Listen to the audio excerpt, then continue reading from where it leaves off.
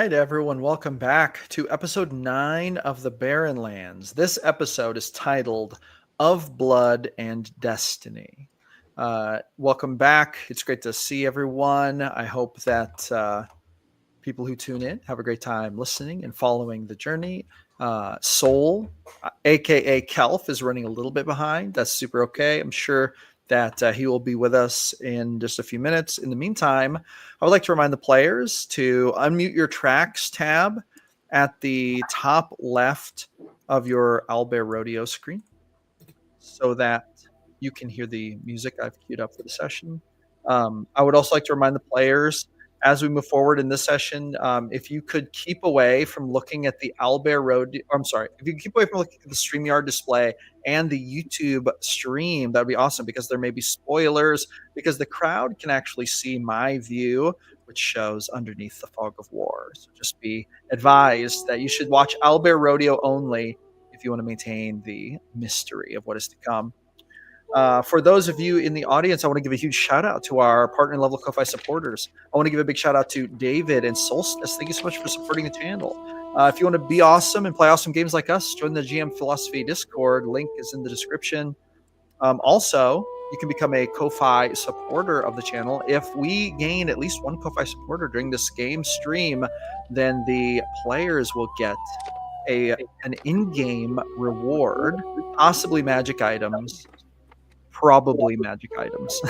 But that is what will probably happen. They'll definitely get a boost, though, which is awesome, and they may need it. In the last session we left off, they defeated Vyra, the Barren Bloom, the seeming the conqueror from the west, who's trying to conquer seemingly these Northlands. They defeated her, and she vanished, probably teleporting away. And now we are left with the aftermath of this battle, a victory. But how long will it last? And was it meaningful enough to matter? This is a good question. Did the player characters save themselves, or did they plunge themselves only into deeper danger? We will find out as we move forward. But we are going to have a quick little cutscene to begin the session.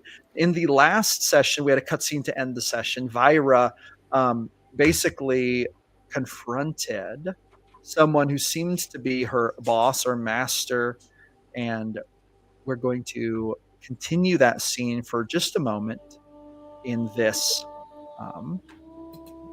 cutscene real quick before we jump into the game. And I'm just going to go ahead and I'm going to read this. Get my screen set up right here. All right. Vyra stumbled out of the cabin, wooden, small, and reeking of rot. Her gait was unsteady, her vision blurred. The wounds on her face pulsed with pain. Half of her face was scorched, raw and blistered from the fight. A sword slice burned cold across her cheek, oozing blood in sluggish trails. Her left eye throbbed, useless now, dark and blind. But she barely noticed. The snow was thick on the ground, but it wasn't clean. It was fouled, caked in mud, churned by boots, and stamped with the prints of a thousand passing lives, soldiers, adventurers, traders, an occasional explorer, a wizard or two.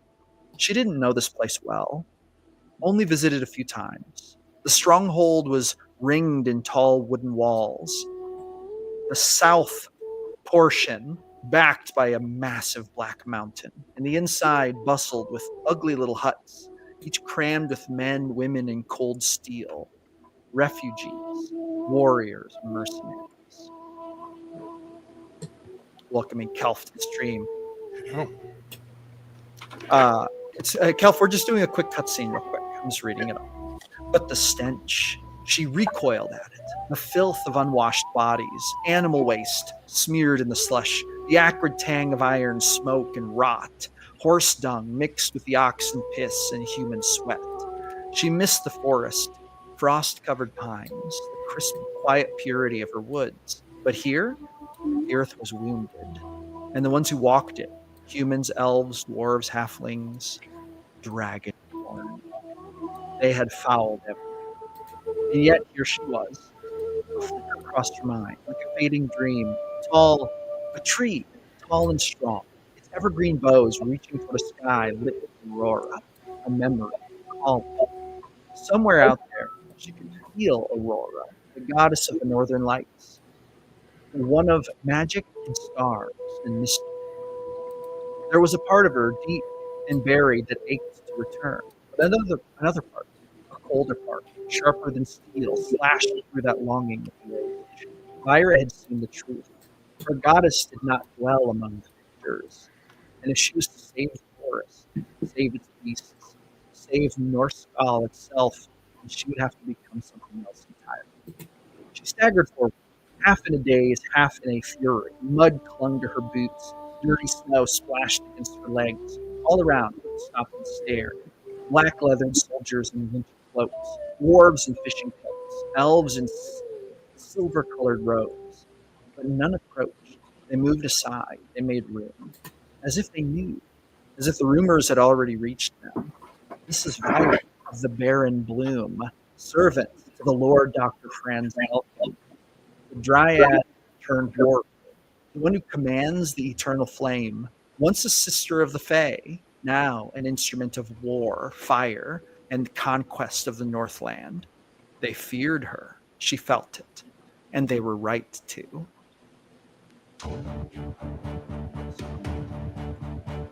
There we go. Her thoughts drifted again, this time to them. The strangers, the ones who had defeated her. Defeated her. The rage boiled up. Her fingers twitched. Her breath hitched. Suddenly, fire erupted. Flames shot from her hands. A roar of heat burst from her throat. The snow around her hissed into steam. Nearby soldiers stumbled back, gasping. She turned her burning gaze toward them all. That's right, she snarled. You should be afraid, you goddamn fools. And then she turned for the stables. I'll need my mount, she muttered. No more games. These outsiders, they die. But the moment she threw the stable doors open, she froze. A figure stood waiting, silent, still. Skin scorched like parchment, crisscrossed with glowing red veins. Horns like obsidian crowns curled from his brow. His eyes, gone, yet burned with gold red light from the empty sockets. His robe was black and ashen, stitched with symbols that smoldered. Sorry, Calf, did you get booted somehow? Yeah, it was my connection. My apologies. Oh, okay. It's okay. Charred bones hung from his belt like grim totems. In one hand he held a staff, blackened and cruel, crowned with a dragon's fang that pulsed with embers. I'm shaking the picture.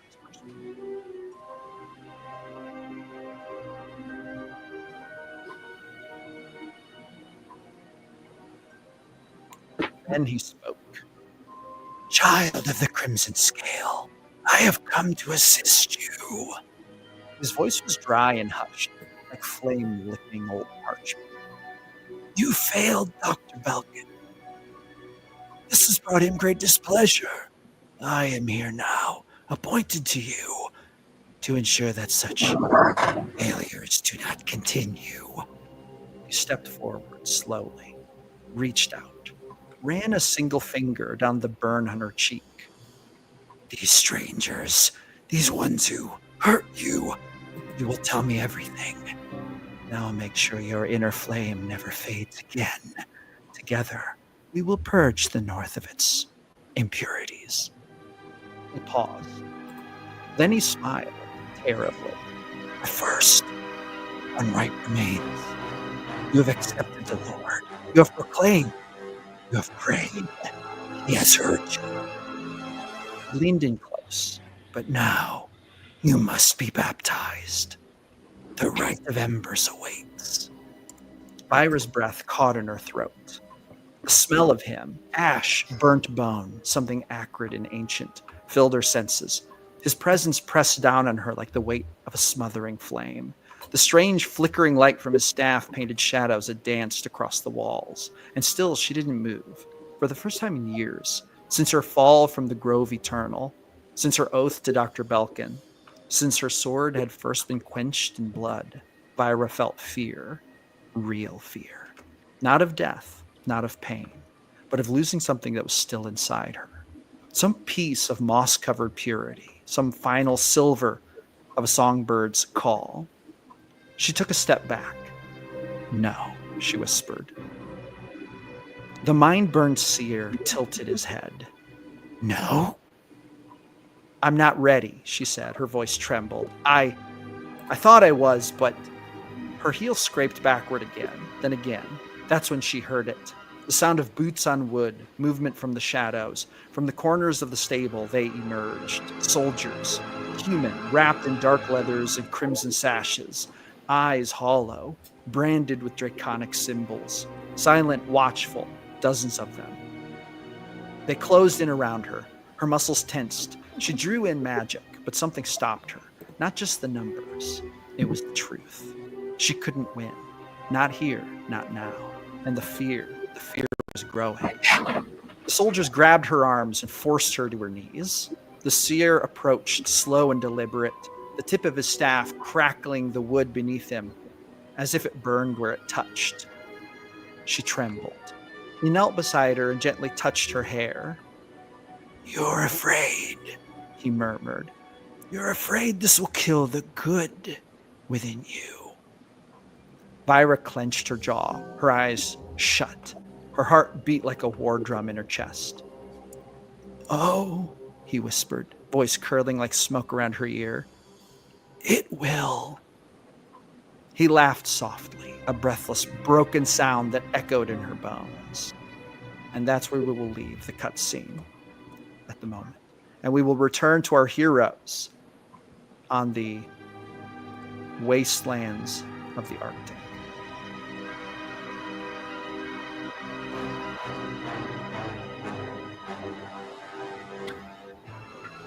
I was going to ask you, is somebody's music going through the mics as well?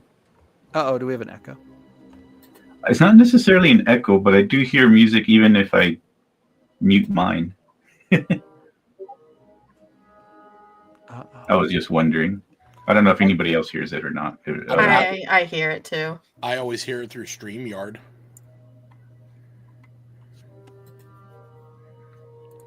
Let's ask maybe there's someone in the chat. How's that? Is that better? Does that change it? Yeah, I still Yeah, it doesn't change it for me. Yeah, I still hear it in the back. It's okay. It's nothing big. I was just wondering, just in case. I don't think it over. Do you hear it every time, or is it just this time? It's this time. Just this time that I noticed it. Unless it was doing that before, and I never noticed it. But I have noticed it before, but thought it was intentional. Whoops. Oh well. Okay. Well, if it. Here, let's ask the chat. Hey, chat. It's just because I had lowered it so I could Music hear you better. I think your voice got a little lower for some parts of it. So, and then I noticed it still kept going once I lowered it all the way. We'll ask the chat about it. See if anyone notices. Anyway, where we left off, you guys were in this cave. You had just defeated Vyra. You had just defeated the mole maw and the scorpions. And that is where we will pick up. What would you all like to do? So I think... Oh, go ahead. Oh, go for it. Well, Soul was... I think you were going around healing? I Yes. can't remember. Yes. Let's see here. You were with Luna, correct? Yep. Okay. If you're with Luna, then Valanthi will probably not do anything currently. She was going to go talk to Luna. So, but the Soul's over there. She's going to she's going to look over and just wait. Yeah, if you look over, listen to Soul, you just kind of hear him trying to comfort Luna. When she made the comment about being a failure, You you see him go over and as he's healing everyone and tending to their wounds, he looks at her and says, "Luna, do you know why the sun rises slowly?" No, not really. Because the world isn't ready to be bathed in brilliance all at once.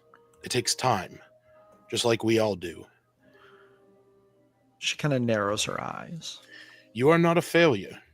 You are a soul in progress. Every scar, every stumble, it's part of your dawn, not your ending. Even I have faltered. I've questioned my worth. But Lathander teaches us that light does not stop rising because it struggled to break through the clouds. It rises because someone needs it to. And right now, that someone might be you. Or maybe someone else in this group, looking at you, waiting for your light to come back. So come with me. Rise. And let's show the dark that it hasn't won yet. And I'll, I'll do some healing as I am finishing that up on her if she needed it. Yeah. Okay. All right. Very good. As you heal her and you see that, her mouth got really wounded, like it was literally like kind of blown. Her cheek got like ripped apart. And as you see it healing, you notice that it does not heal. I mean, you've healed many people, many humanoids. I mean, she's, you know that she's a shapeshifter. You know that she was disguising herself as an Asmer, but when she heals, she does not heal like a typical humanoid. You kind of see the flesh, grow back together, but there's almost like a bunch of layers to it. Mm-hmm. There's like a layer even that's almost scaly that grows back beneath the skin on the outside. Oh, okay. Okay. And you realize that there's something about her shape-shifting ability where it seems like it's like there's an outer layer of skin that seems to be different from the quote unquote true skin. Right. Underneath, at least to a certain degree. Okay. So with that, once she is healed up, then I will step away and tend to anyone else, and might notice Valente sort of eyeing me up a second.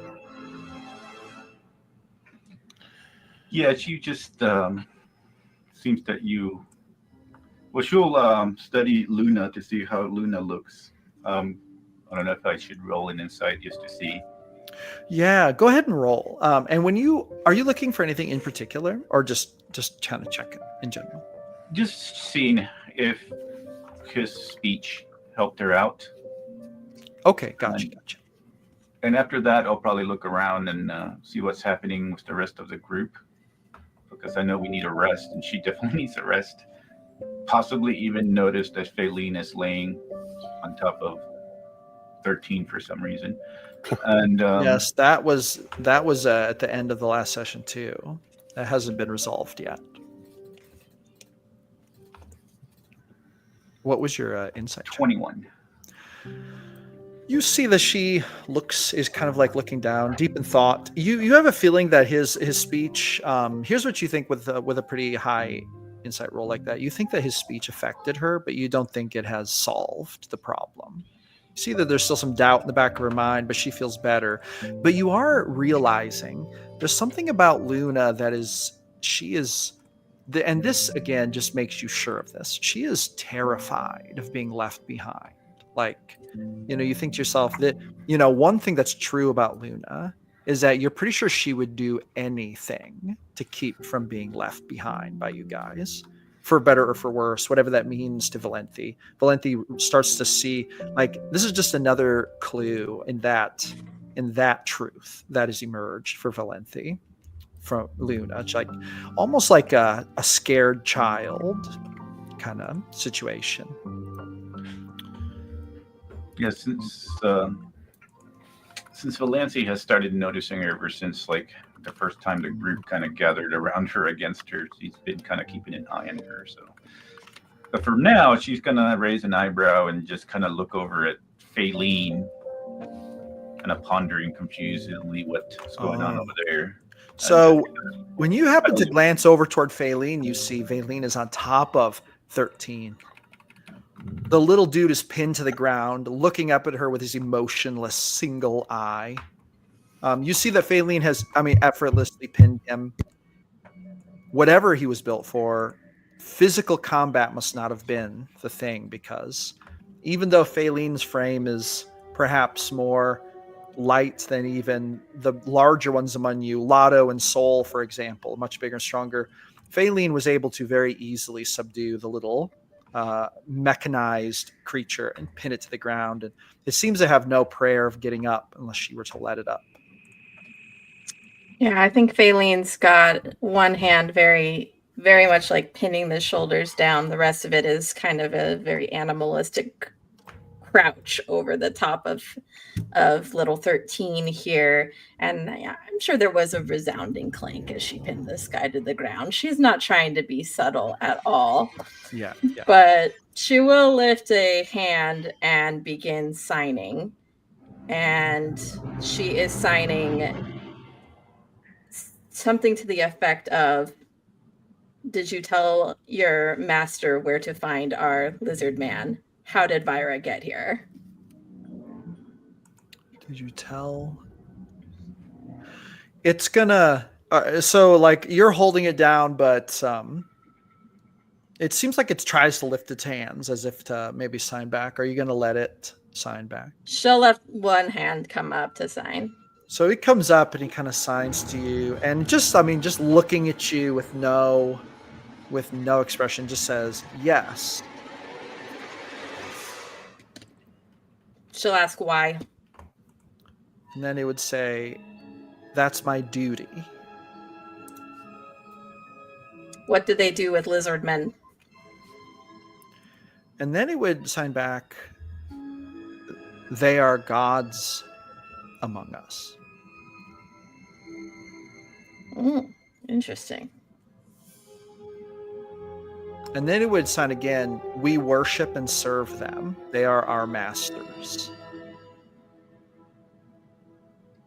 And then it would sign to you, "Even my master."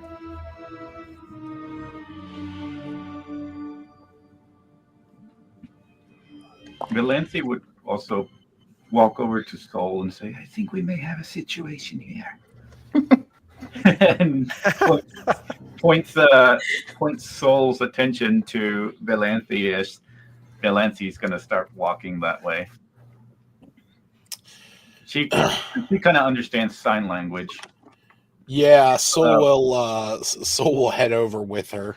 I think the little dude still has tongues, so I think that all of you understand it still at this point, at least for another, I think, 20 minutes or so. Hector, does that sound right? You cast it. Yeah, that feels about right. Yeah, not that long ago. Yeah. So it was just before the fight broke out. Yeah, so. The fight was only a couple of minutes. Faylene, what are you doing? She looks at you and she says, "Wolves don't howl at nothing, and neither do I. We need to know what this thing wants. It's watching us, it's listening to us, and it was ready to lead you outside to that blue witch." You guys see Lotto walk over as well. He kind of folds his arms and looks on. I understand, but it is not posing us a threat at the moment, and I don't think it is necessary to be laying atop of it. She kind of growls at you and she says, "I know a sheepdog when I see one. This thing is hurting us, to whoever it thinks it can." And Valenthi will step in and say, "I don't think it's posing a direct threat, Soul. 13 may feel alive to you, and maybe he is. But he's not alone in that body. Vira is watching. I'm not asking you to destroy him. But I am asking what's more important, the idea of his life or ours." Lotto would squat down on his haunches and say, "I've heard of things, scrying circles, enemies watching from a distance. Faylene, are you saying that that's what this thing is doing, watching us?" I think it is. I don't think just because it asked lightly, we should let it be here. I vote we remove its head from its body. I agree. That's what Lotto says. Let's see. It was like, let's say, no, we're not going to do that. There has to be another way. But then she'll look to Soul. But pretending he's harmless, that's how she wins. As she looks at Soul.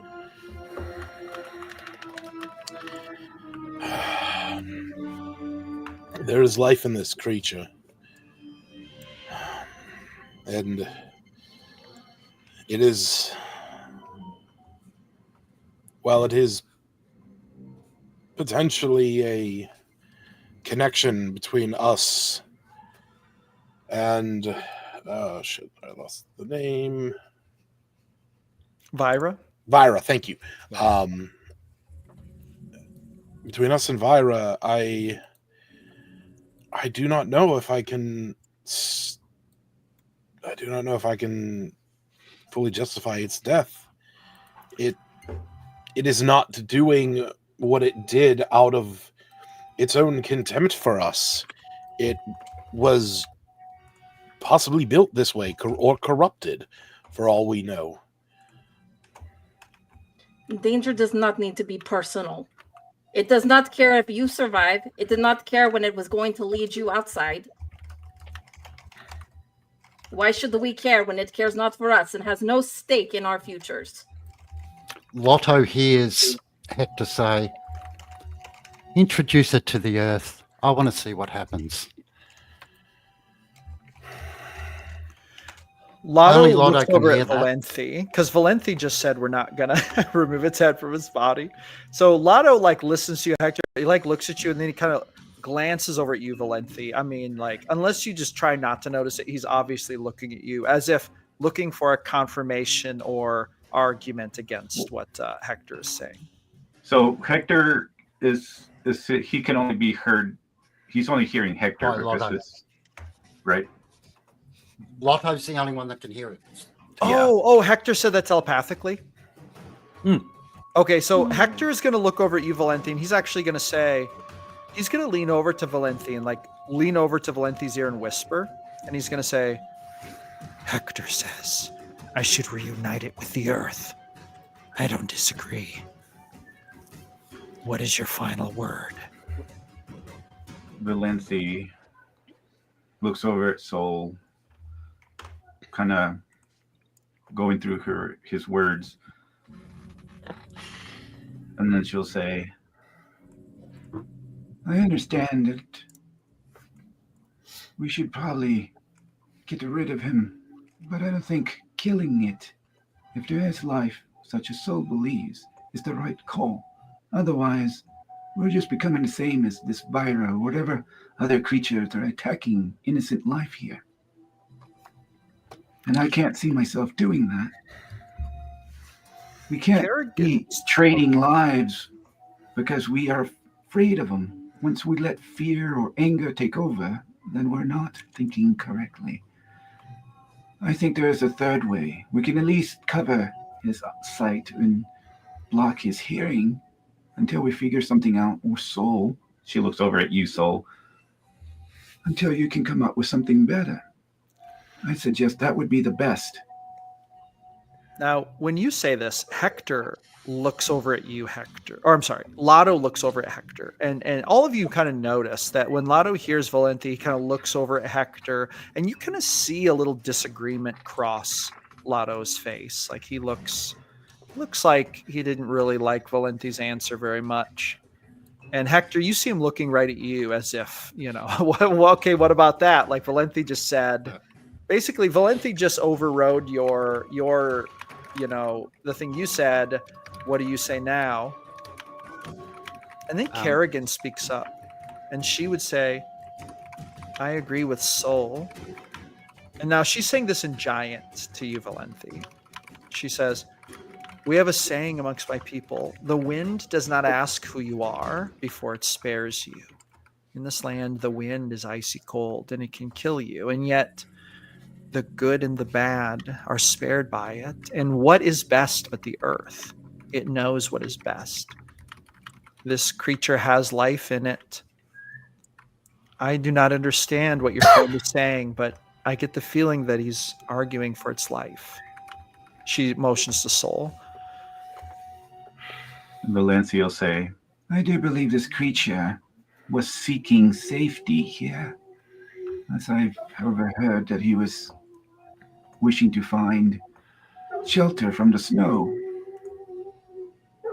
So there is some sort of life and at least an instinct to survive. Whatever is happening, and she'll look at everybody. What would you do if you were forced to be a spy without your control? Should we just kill you like we would do with this thing? And she looks over at Lotto. Enough. It's a construct, you idiots. Lotto, pick it up and smash it. I will defend this creature. Hector, do not call me idiot again. You may be the smartest one here, but you talk way too much sometimes to even understand that you can't survive without the rest of us. I know. That's why I'm saying we need to smash this thing. Break its connection back to the Dr. Franz Falcon. So Lotto looks at the two of you, and you guys see that look of being afraid of confrontation on his face, and he kind of backs away. But Hector, I would like you to roll a persuasion check. Because Lotto really agrees with you. but is he going to listen, or is he gonna obey? Valenthe is a good question. He doesn't like confrontation, that's for sure. I'm going to step while this is going on. I am stepping in between Lotto and 13. Okay. What did you roll, Hector? What'd you roll? Yeah, a natural one, for those who didn't see. Did you really? Oh, yes. Okay, well, Lotto would sigh, and he'd be like, oh. And you kind of see him just back away and put his hands up. Like, Hector, you have a feeling he's not going to be obeying that ruling. Okay, go ahead though. Continue. Feline will look at the group and she will say, "This thing has no mouth, so it cannot eat. Does it need to sleep? Does it breathe? If not, I do not think it is alive the same way that you and I are, and I will sacrifice its life if I think I am protecting the rest. Sometimes one must go for the rest to be safe. This is the way of nature and of herds and of packs and of groups." Yes, but we might be of nature, but we're not without some sort of moral compass either. And she'll look over to Soul. If we must blind it, fine. If we must deafen it, so be it. But do not let us fool ourselves into thinking this is justice. I understand this is survival, but survival does not require cruelty.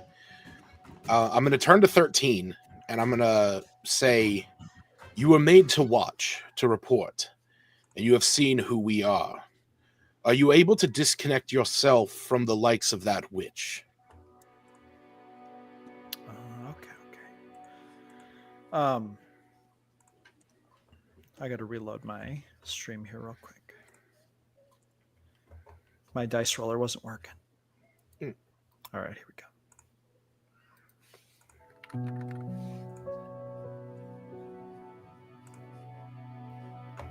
It's still not working. That's all right. Hold on one moment. I'm going to grab my analog dice.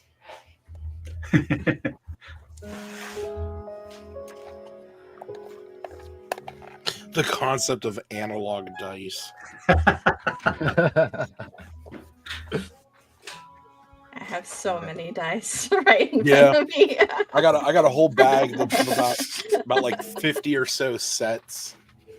And where's my box? Here it is. Here's my main set when I need to roll physical.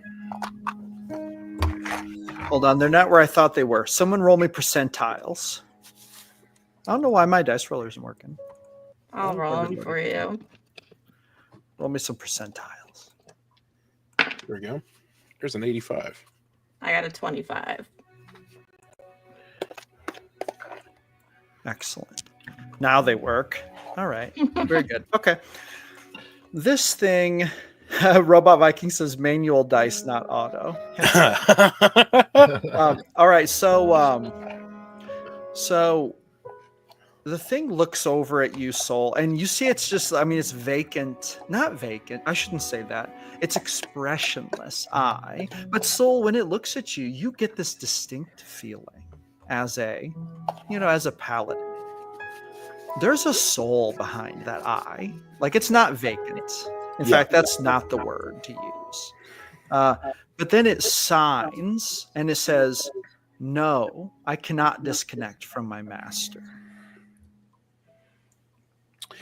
I will look at him and ask, or look at it and ask, were you created by the witch, or did another create you? It would sign to you, I was created by Dr. Belkin. Is that a name anybody recognizes? Yeah, last episode. Yeah. Yeah. So he's at the University of Magic of Aramonth. Yeah. Okay. He told us he was at a university of some kind. He's the one controlling Vira. It's that one. Was that in game or was that the cutscene? That was the cutscene, though, so we don't know. So the characters. Link. I don't know that the characters know that. I don't think Vira mentioned Dr. I thought we asked that. We asked him though. We asked 13. Yeah, Yeah, 13 Got the mentioned him. information of 13. Yeah, I think 13 mentioned him in the last session. He mentioned that they were allies. Yeah.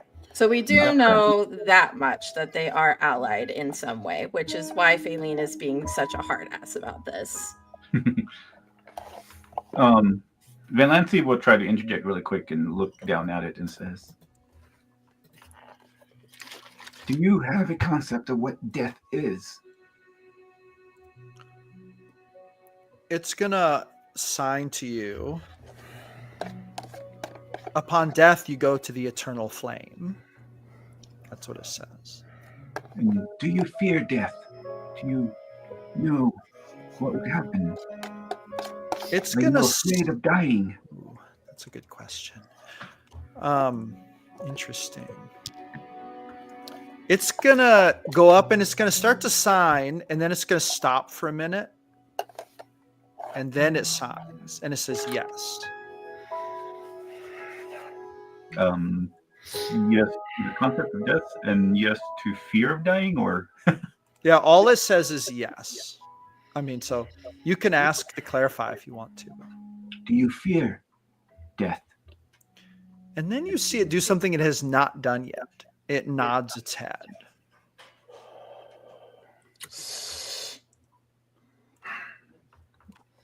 Well, Valanti will look up at Soul. I cannot allow him to die, not knowing that knowledge. It understands what death is. She'll look over at Hector. I know that's not a living creature like us. I know that it was a construct. We have that idea in our world as well.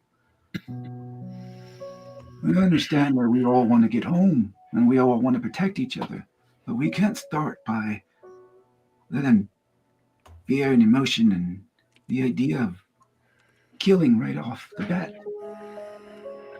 take over. Once we let that happen, well, then we're no different than Vira. So I'm not going to be another Vira. I'm not coming from that standpoint at all. This thing is connected to Dr. Franz. Dr. Franz Belkin. Belkin is sending Vira out to attack us via the information from this construct. Let's remove that connection. She can't find us. We can move freely. You guys see Lotto nodding, like, well, I agree. That's what he says. Once it's broken and no longer reporting back to Dr. Franz Belkin, I'll cast mending on it, and you can play with it all you want. Kerrigan would jump in and say, but if we kill it and the soul goes, It's not the soul killing is it. gone. It's not a soul. There is a It's soul magic. in this. I don't. Artificers in my home world spoke of creatures that were animated, but some were created through the bonding of a soul to an object. When I look into this thing's eyes, I fear if that is what I am looking at. You see Good Lotto one. turn around and kind of lean against the cave wall in frustration. He would say, "Not everything with a soul deserves to live." And Valencia will look over at Lotto and says, "So are you the judge and executioner of who gets to live and die?" He You kind of turns haven't around and he's like, spared any of us, any of the other creatures your arrows. Why this one? "You are not trying to betray us to apparently an enemy." Because this creature is not evil. It is not. He Not would evil. say, "Perhaps not, but if it is not aligned with us," and then Kerrigan would say to him, "It may not have a choice, but maybe if it had a choice, it would choose differently." That's right. It is no more to blame than the wind that as you said, it is no more to blame than the wind or the snow. It is a servant of another's will, not an enemy in its own right. If we are able to break this connection to that professor via another artificer. Kerrigan's going to say, "I don't even know what that is." And Valencia will ask Hector, "Hector, you're intelligent. Could you do this without being so aggressive? Could you work on him and break the connection through whatever machinations you might be able to do?" This is the one I know. This is the one I choose. Who did you ask that from, Valenti? Hector. Oh, okay.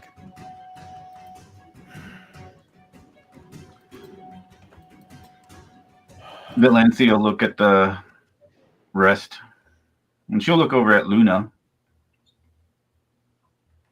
And she says, "I've ever just tried to protect the group from people who actually actively attacked, or that I knew were actually going to try to murder us, as the giants first did, since I could listen and understand them. But I've also made a mistake about attacking a creature that was not even intending to harm us, but yet we attacked it, the rock creature. It meant no harm. I spoke to it, and it gave me most of the knowledge that we have now. So if we're going to jump into conclusions and just automatically kill anything that we don't agree with, well, then I suspect we all need to really look inside of us and ask who we really are then.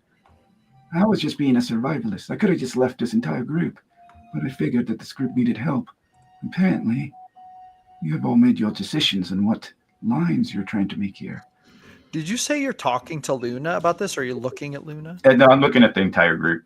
Oh, okay. So you're back. She was looking at Luna, and she'll say, "Even with Luna, everybody was quick to try to turn against her when we thought that she was holding back certain things, but we find out that she was out of fear of being thrown out of the group. I would never throw Luna out of this group, because I know she's just trying to survive. She was afraid. She didn't understand what was going to happen to her. And that's what we need right now, is understanding." Fine then. You have till morning. I'm going to sleep. Yeah, Valine will look at you and she says,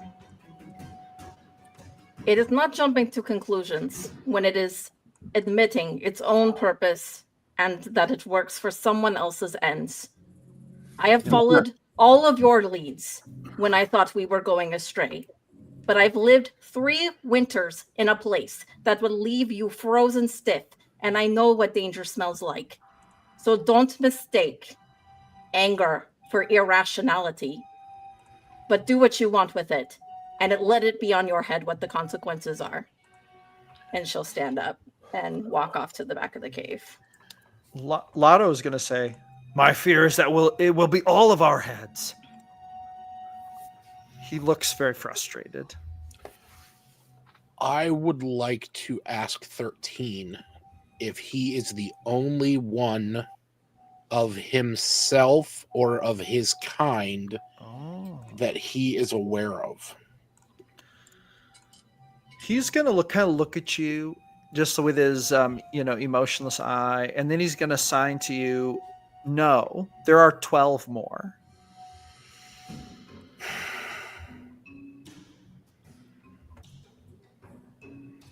Do they all function the same as you to watch and track? So at this point, he actually looks kind of down a little bit, breaking gaze with you, and then he looks up at you, and then he would like motion, he would say, no, they've all been destroyed.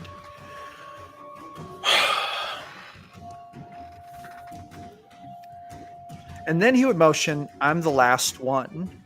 I'm the 13th construct.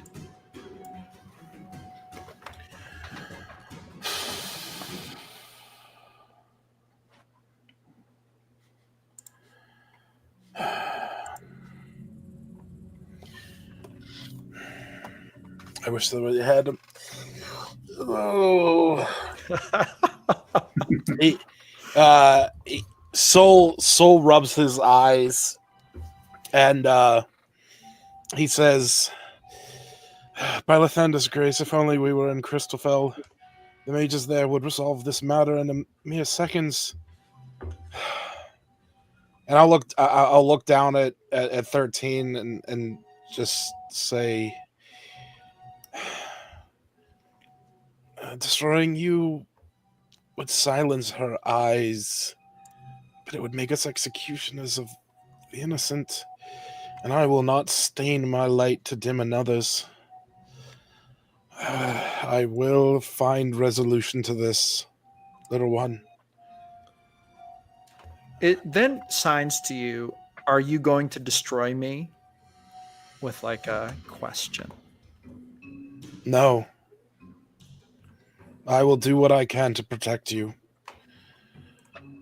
I cannot go against the desires of the others. We are in a dire situation, but I will do what I can to defend you and protect you so long as I have the capacity.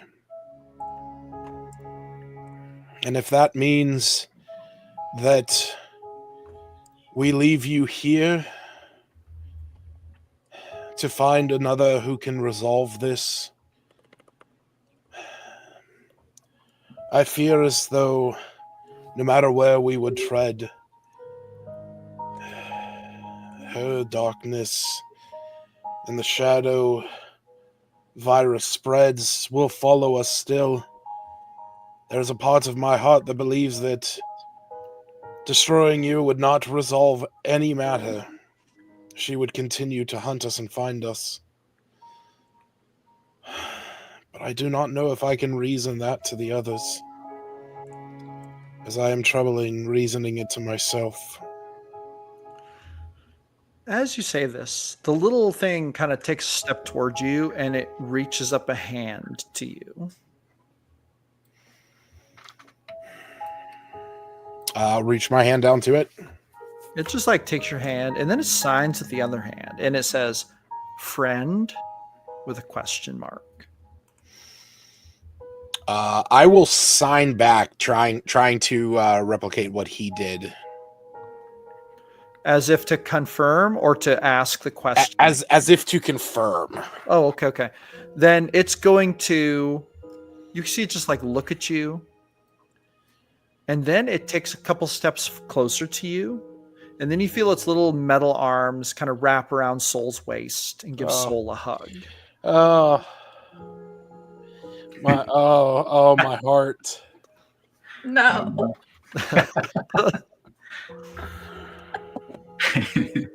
Saul, you're such a sucker.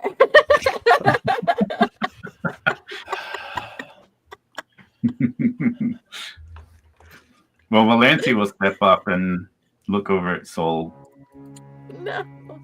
And she'll like look over to you and says, I don't know about this group, but that thing reminds me of some of the animals that I used to have.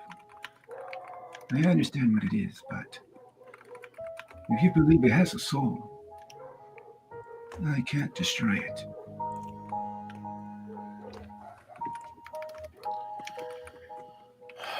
Yes, I cannot bring myself to it either.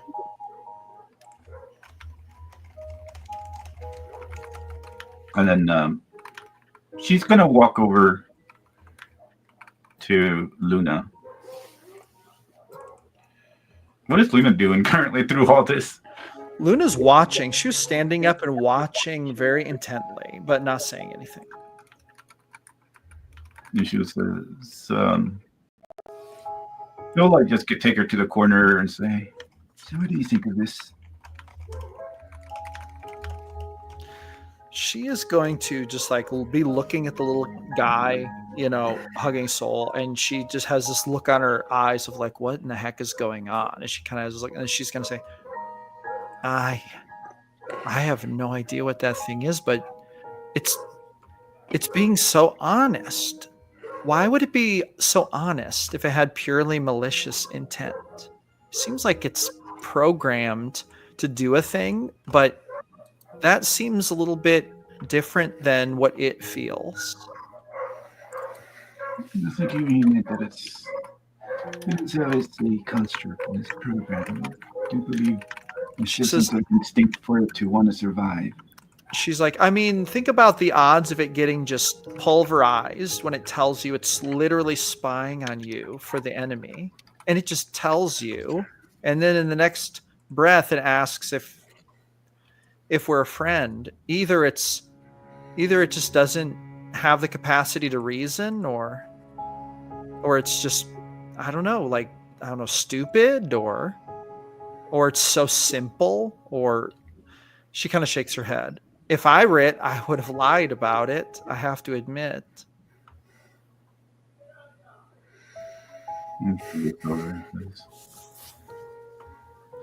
But I don't know anything about this. I've never seen a metal creature, and I haven't seen much of anything because honestly, I haven't seen much of anything. And she just kind of looks down and crosses her arms over herself, and she just looks a little bit like, what's the word? Looks a little bit distracted from the situation. You get the sense that the little dude isn't probably concerning her near as much as it is the rest of the group. But it might be because she doesn't fully understand the implications. And she'll look over at her and says, would you like to destroy it, or would you like to let it live? Oh, that's a good question, actually. She's going to think for a minute. And then she's going to shrug her shoulders, and she's going to say, I don't know. What Soul said made so much sense, but then, I don't know. Hector made a lot of sense, too. I guess I'm wondering if these enemies are really, do we really think they're taking us that seriously, or is it kind of done now? I don't think we're off the crosshairs of this Vira.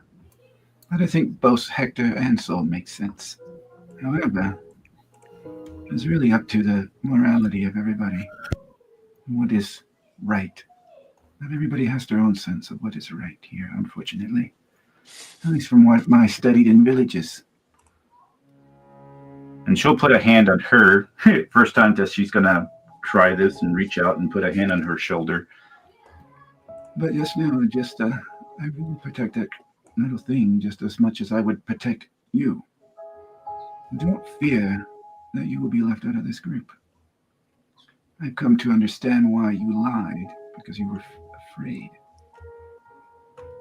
I might have lived alone for the longest time, but I also fear being around people. And somehow, I've been trying to open myself up to everyone. and then she'll walk over back No. to. As this is happening, hey, Soul, will you roll me an insight check real quick? Yeah.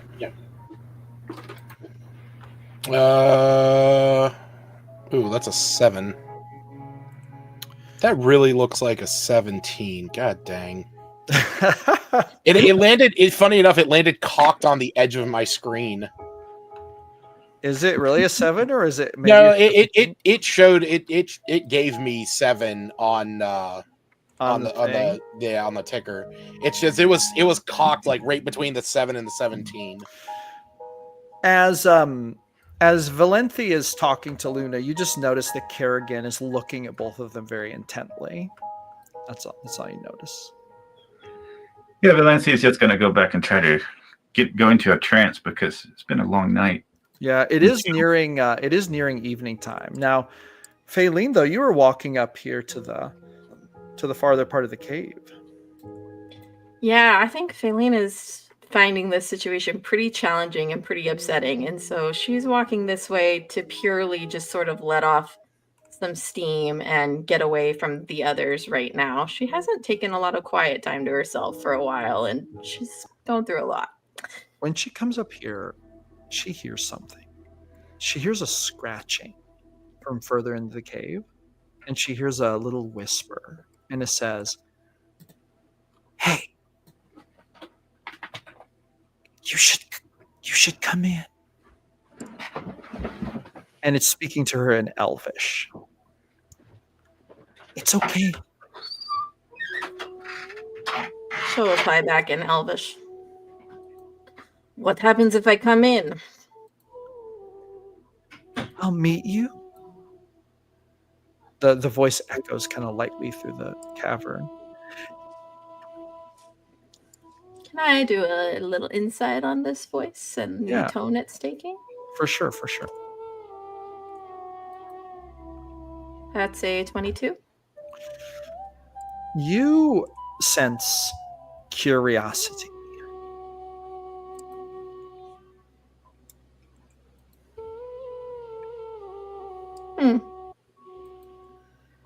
Faylene will sigh and be like, "If I meet you, will it be quiet?"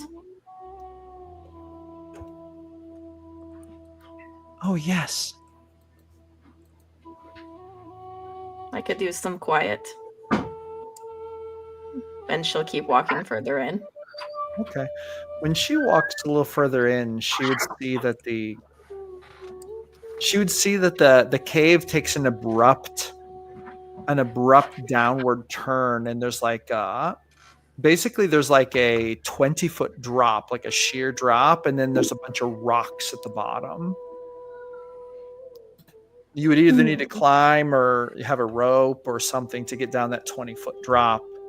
And then, so it's like, this is the edge of it. And then there's a bunch of rocks at the bottom, and then you can't see past it because the slope of the roof of the cavern prevents seeing any further. How dangerous of a climb does it look? Pretty serious climb. It's quite sheer. I'm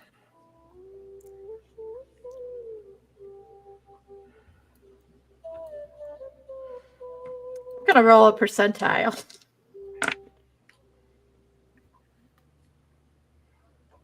Okay. She will climb down. Okay. So roll either in athletics or acrobatics, whichever is better for Faylene. You need to make a 14 DC. Okay. That's a 9. Uh-oh. So suddenly she slips and falls. When she hits the bottom, she takes 6 points of damage as she slams onto the rocks. Now, is Faylene going to cry out, or is she going to stay quiet?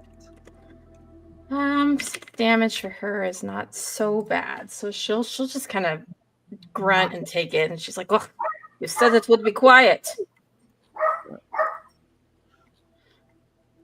You hear some more scraping coming from further in the cavern, and then you hear like a little bit of childish laughter, and then you hear a little whispery sing-songiness,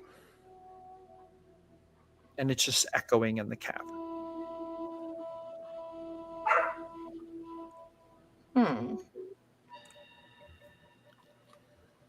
If And then she, you look up above you and you see that looming 20-foot, ledge in front of you.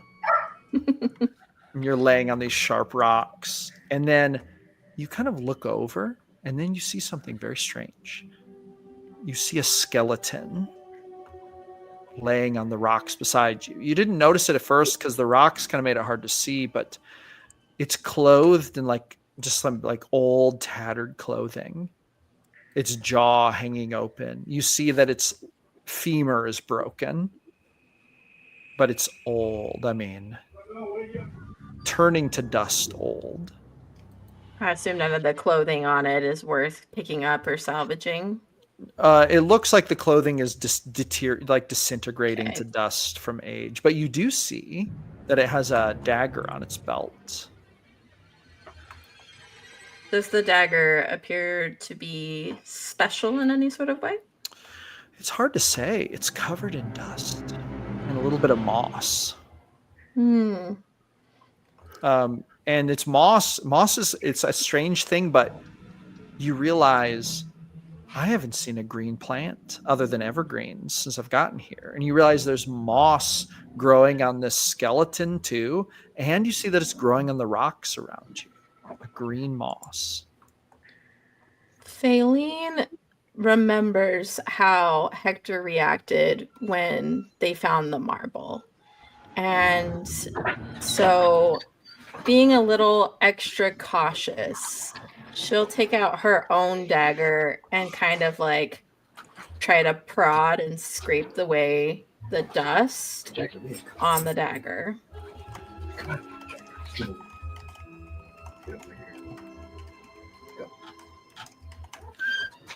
So as she's doing that, you hear another kind of little bit of almost childish laughter come from down the cavern and then say, "Come on, I want to show you something." You hear it in Elvish. What's the rush?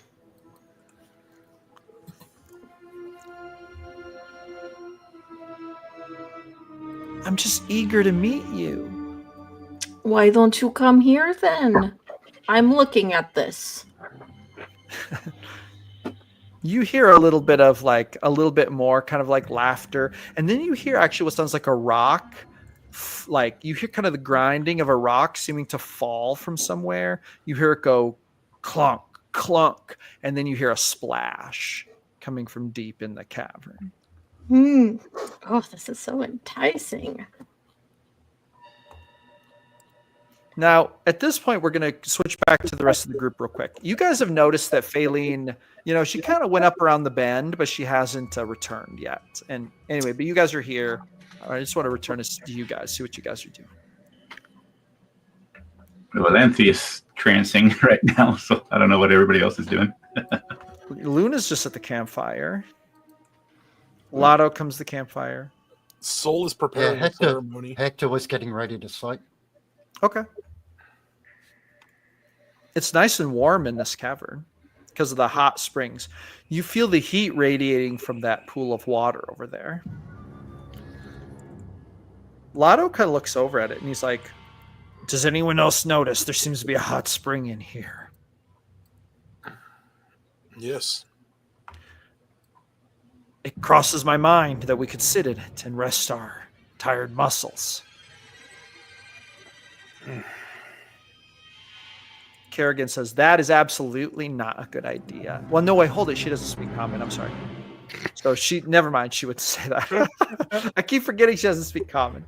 She's just sitting by the fire. But Lotto says, "It crosses my mind that we could sit in there and rest our weary muscles." And then he kind of looks at Hector and Soul and Valenthi as if waiting for some kind of response.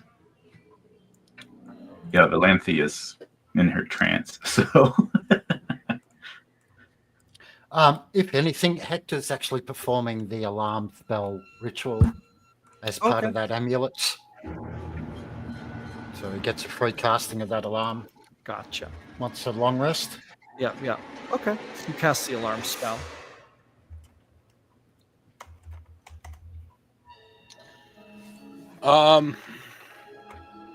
You know what? I'll take as much as Lucas thinks it might not be a great idea, I think with everything. Wait, where's 13? Where's 13? Where's his token? He is there. Do you not see him? Is he not? No, No, he I disappeared. just looked at. We all- Hold on. Where's my boy? It shows he's there on my page, but let me refresh because it might be. We're all having a heart attack. looking- Keep going. Oh, I'm he's looking at- not there. Look at that. Okay, hold on. Okay, I'm looking Oh, at. he Soul's, is there. I was looking at Soul's character sheet, and I clicked back over, and I didn't see him, and He's Soul. When you look for him, you just like look down. He's standing right beside you, looking you right in the face, just like looking right at you, almost like he never stopped looking at you, even when you weren't looking at him. Okay. I'm gonna look over at Lotto and just say, it might not be a bad idea to rest our aching muscles. It'll be the first time that we've had a sense of warmth. I can imagine I'm bathing in the sun once again. Oh yes, he's gonna walk over there. Yeah, I will doff my armor and I will step in.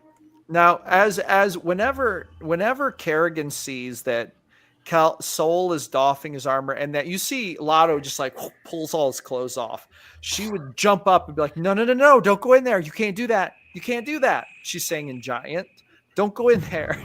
But only Valenti understands this, unless someone else understands Giant. Yeah, I look as I'm starting to like unclip and what is the matter? She's like, you hear her speaking in Giant, but Valenti would hear her say, no, this is a fake cave. You can't go in there. Those springs, they're part of the cave. You can't. We're not even supposed to be here. We can't. Valenti, I guess we'll wake up from her trance and she's like, She's like, Valenti, tell them not to go in there. It's dangerous. We're not to go any further inside this cavern. she's warning everyone, don't go into the water. She's very adamant that it's dangerous. Well, okay. I will take her at that. Lotto is like, is she 100% sure? Because this water seems very hot and pleasant. You see him dip a toe in, like swirl it about. She'll say, yes, I'm pretty sure she's 100% since she is about to have a heart attack. She's like, tell them it's been passed down for generations. Stories of this cave and many others that belong to the Fae, and we're not to go inside of them. It's ancient ritual. It's passed down from generations, ancient Fae, that we're not supposed to disturb, I suppose. So, if you would, not disturb the water, just in case some sort of Fae creature might swallow you into it or something. Lotto is going to ask, Valenti, do you believe this to be true? Or is this like a wives' tale thing? Because that water feels awfully good. And sometimes temptation can kill the cat. I believe it might be true if she has this much fear. Dang it. He's going to put his clothes back on. Come back. I'm sure we'll find water once we get to that fort. Yes. A hot spring would just be so nice right now. And then he sits down. And she'll look over at Soul, and Valencio asks, so, do you think it would be wise to let your friend there still be able to see us and hear us? Literally, as Valenti's saying that, the little guy like comes over and sits down by you, Soul. But he keeps looking at you. But then when Valenti talks, he looks over at Valenti. He's just like looking at everybody. I do agree that we need to stifle his senses, but unfortunately, I do not know how best to go about that. At least we can. I told you before how to do that. We are not destroying this thing, Hector. It is a construct. It is a machine. Will you stop living in your pious, pompous head and get out and look at reality in front of you? This machine reports back to this machine. Once again, reports back. Let's break that connection. And then you can have all your And then debates see- about its soul and everything then. If you are able to break that connection without killing this creature, without destroying it, I can put it back together. but you may lose its soul in the process. That's the risk we take. That is not the risk that I am willing to take right now. I'm not He's I'm going not to try really to willing wrap to. a cloth around the eye. If she wraps a cloth around the eyes, it just sits there, and like she wraps it around its eyes, and it just sits there, and it doesn't really move or resist or anything. It's just And then she pats it on top of the head and says, "There we go. At least you can't see for now. I'm sorry, but until I figure out something else." And then you It's see it do not to do your something. hearing. You when you say there, at least you can't see anything for now. You pat it on the head. You see it do something strange. It like gives you a thumbs up. Delancey will like, for the first time ever, she'll, like, if anybody notices, she will actually smile at it and then go back to sitting down. And then Lotto is gonna be like,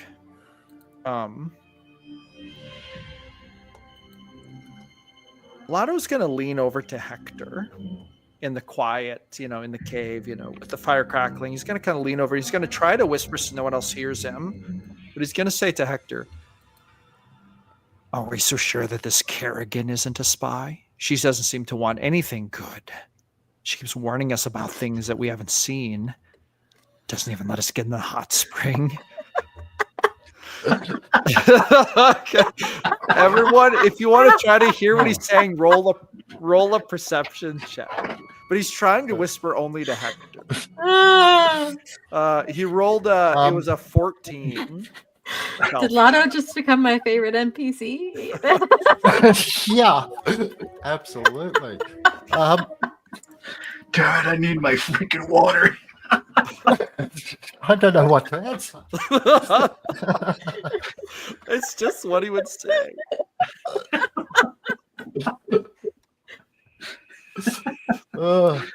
She's trying to prevent us from taking a bath. If anyone wants to try to hear what he said, it's a 14 DC perception check. But Hector, you heard him obviously. Yeah, Hector would. What would Hector do? Hector would say, "Look, it's all right, mate. We'll play along for now. She's led us to this cave, which is safety, so that gives her a big tick in my point. That storm outside, that was going to kill us all. I don't care what Sonny over there says. That storm was going to kill us." He kind of nods. So He's like, she led true. us to safety. We get to safety, then that thing turns up and all of a sudden virus right at our door. So 2 and 2 together equals that thing's reporting. It comes. So if we can take out that connection, that's the best thing. When everyone's asleep, we'll do it. You and me. He just kind of looks over at you, and then he just kind of glances over at Valenti and Soul as if to see if they heard that. Do Valenti or Soul act like they heard that? Valenti wouldn't have cared because she's just been letting everybody talk to each other. She hasn't been prying except for what her elven ears would pick up, and she has a passive perception of 13. So would Soul have seemed like he heard that or? Oh yeah, I got a 19. So he looks over it with and I'll just say an insight of 8, just to see if he notices if Soul has any kind of like visceral reaction to Hector saying that. He seems to be cautiously looking as if, looking to see what everyone else thinks about it if they heard anything. I just have I like as these two are talking, I'm just with 13 with the wrap around his head, I'm just picking him up and looking at Lotto, and then I'm going to step over to this corner, and I'm going to sit down with him, and just like trying to get some rest in a way. Okay. Hector, Lotto kind of glances over at you, and you see this kind of look on his face, and he just kind of like shakes his head, like kind of like I don't think we should do that, kind of like shaking his head. And then he just goes back to stoking the fire and whatever. All right, now we're going to jump to Faylene. So Faylene, you're in there. You way up the cavern. Nobody came looking for you. It's fine. Okay. Faylene, does it look like the tunnel continues like straight on for a while? Oh, actually, yeah. Here, let me unveil the. Okay, so you see that the tunnel does. It continues on, and then you see what looks like 5, 10, 20. You see that an opening, and then you kind of see the curvature of the roof, almost like it looks like another ledge, like it angles down. Did scraping away the moss and dust reveal anything different about the dagger? So it reveals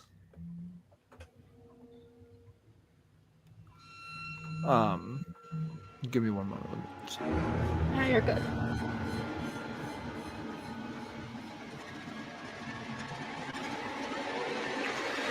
So when you scrape away some stuff, you see that there's a kind of an emblem on the hilt, almost like what a blacksmith might put on their dagger or something. You see that there's a crescent moon emblem on the hilt of the dagger.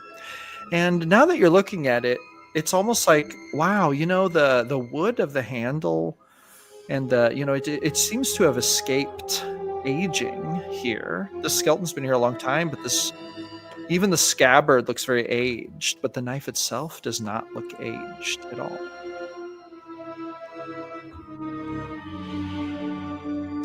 I think Faylene will pick it up, but not with her bare hands. She'll do what she saw Hector do and like use a little bit of the cloth of her tent cold weather clothing to pick it up and put it in whatever she's using as a belt right now. Is she going to draw it from its scabbard? Yes. So when you pick it up, you sense that it feels quite light. You sense a little bit of magic. A little bit of magic emanating from it, but you can't really get a grasp on what it is because there's a cloth separating it. And you also feel like if there are any benefits or drawbacks, it's kind of being shielded from you. You're not gaining any benefits or drawbacks from whatever the magic might be because you're kind of grabbing it in cloth instead of just with your bare hands. Okay. But when you draw it from the scabbard, you do see some light script engraved upon the blade, actually. Ooh. In Elvish or no?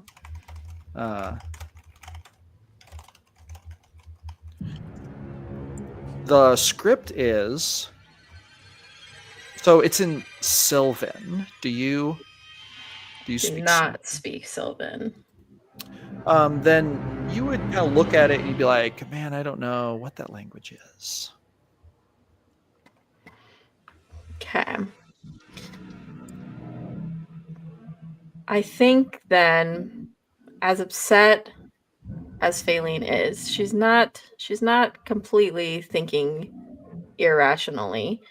And I think she would cast Pass Without a Trace on herself and then stealth forward just to see if she can scout out what's ahead. So, okay, go ahead. Go ahead. Show me how far you're going to go. I'm going to go, yeah, up to about here. So, kind of look out and you see that there is some green, lush, kind of like vegetation in this cave. Hmm. And it drops way down, drops down like 30 feet.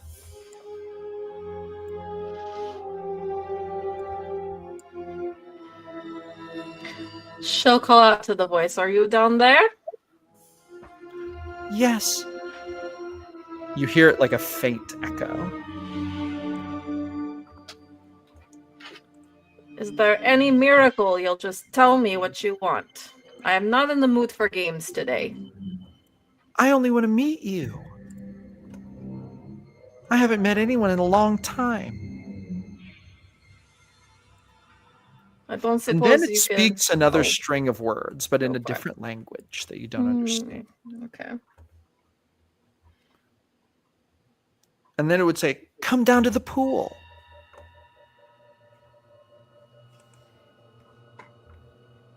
Oh, this is so tough. Come float with us. Yeah, come Faylene. float with us, We all Faylene. float in the pool.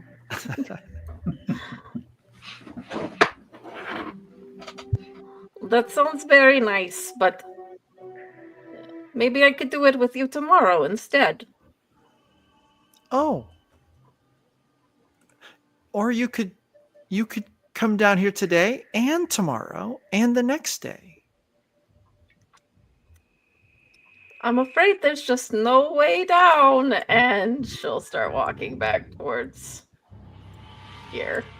And then you kind of hear, but I'm lonely.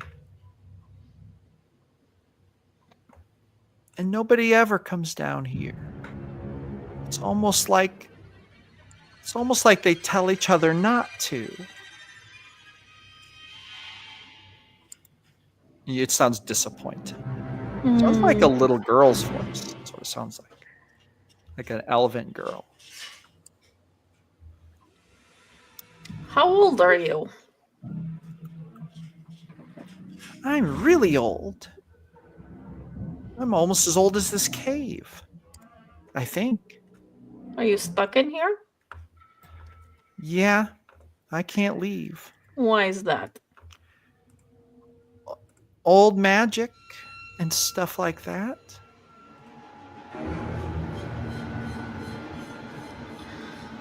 But If I you'll- can have visitors. What is your name? That's really personal. You know that when you know someone's name, you have power over them. That is true. So if I told you my name, it'd only be because I trust you. This is like she's just calling from the voice is echoing. And she'd say, how about you tell me yours first? Well, if you understand trust, then I think you could understand that I simply can't go down into that dark hole without trust from you, too. You're the stranger coming into my home. You invited me here. I want to visit. How about this? How about if I tell you my name and then you promise to tell me yours? Now, at this point, you hear some rocks scraping and you hear what sounds like some brush rustling over the ledge. Can I see if I can determine sort of like if that's coming from like an animal or a creature of what size? It sounds like maybe like a human or a humanoid climbing up a rock ledge through some brush. That's what it sounds like.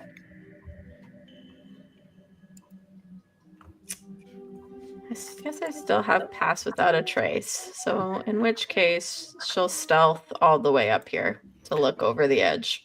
So when she stealths up to the edge and as she looks down, she sees, and elves have, if I'm not mistaken, low light vision for 30 feet, right? 60 feet. 60 feet. Okay. So you kind of see the whole thing.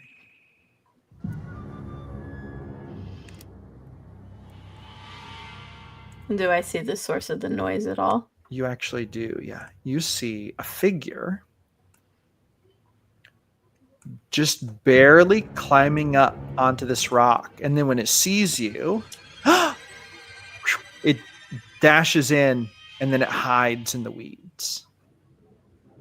But for just a moment you saw it. It looked like a translucent green humanoid figure.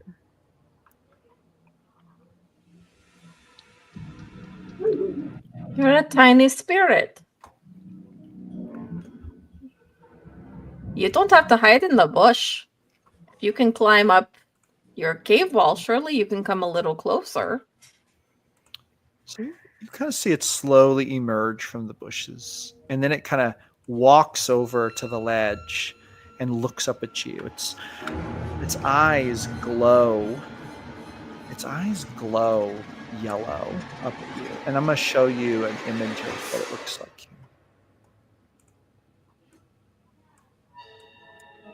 Looks like that. Although with the...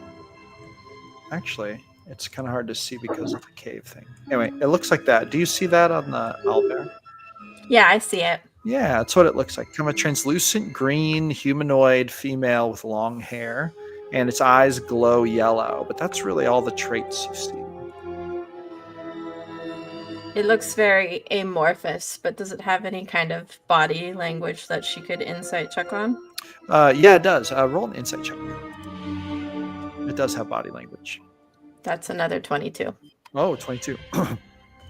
It's looking at you with curiosity and a slight bit of amusement. Like it's excited. In fact, it's almost trembling with excitement as it sees you. And they would say, okay, I'll tell you my name. My name's Tika. Tika is a very pretty name. Thank you. Come on, come down here with me. And then you see her just leap down the wall and effortlessly climb down the wall. And then she goes to the water and she kind of jumps in it and starts wading around in it. And she's just hanging out down there. That looks very fun, she'll call down. But I should go to sleep, and I can come back and do it tomorrow, Tika. You can sleep here. It's safe. I Yeah, won't let thank anything you. sneak up on you. No polar bears. No saber-toothed tigers. No robbers. How about this? How about I go up and I sleep where I want to sleep, but I will make sure that nothing, no polar bears, no saber-toothed tigers, or no robbers come that way. How about that? Oh. You see her expression kind of go to a sad expression and her shoulders kind of slump. You don't want to... She kind of looks down. You don't want to feel the water? I actually do, but you see I have no rope, and my rope is back a ways away, so I'd have to go fetch it first. You see her climb up the wall again, and she climbs up the wall with a like kind of an effortless springing grace that almost alarms Faylene. Like it's like very quick, like an animal jumping up. And then she comes up to about, on this ledge, this is the highest she's gotten, and she's probably about, about 7 feet from Faylene at this point. And she just kind of stops there, and she just kind of looks at you, her eyes peering over the ledge. Her yellow eyes, and then she's like, you promise you'll come tomorrow? After I sleep, I will come, yes. Okay.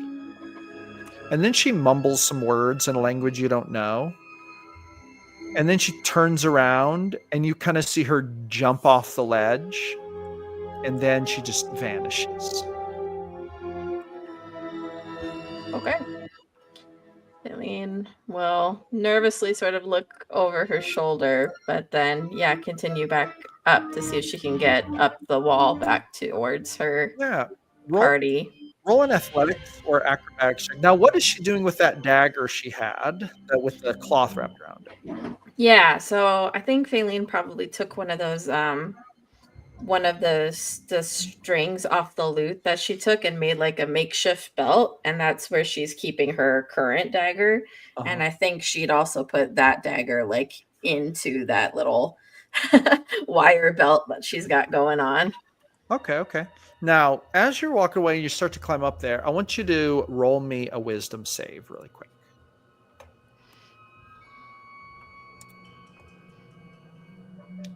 15. Okay. And then either an acrobatics or athletics check to climb the wall, whichever is better for Faylene. 10 on the acrobatics. So you start to climb up and you get a little ways up, but then you slide back down and you realize this is a very difficult wall to climb. Hmm. And then you hear like a giggle come from deeper in the cave. Now, is there any way, DM, that I can take my non-dagger that I just found and the metal tent stake that I still have and use them to try to climb up the wall? You should do that. Now, I wouldn't say that gives you full-fledged advantage, but you should give it a +2 to your climb if you're going to do that. Cool. So go ahead and roll again. That would be a 16. So you start to climb up and you climb up, and as you're climbing up, you realize, wow, this is actually a deceptively difficult ledge to climb. But as you're climbing, you see all kinds of little nicks. You see all kinds of little, like basically, at one point you see like only the very end of a frayed rope that was tied around a stone. You think to yourself, it looks like a lot of people have tried to climb up this ledge. But then you reach the top. Whew.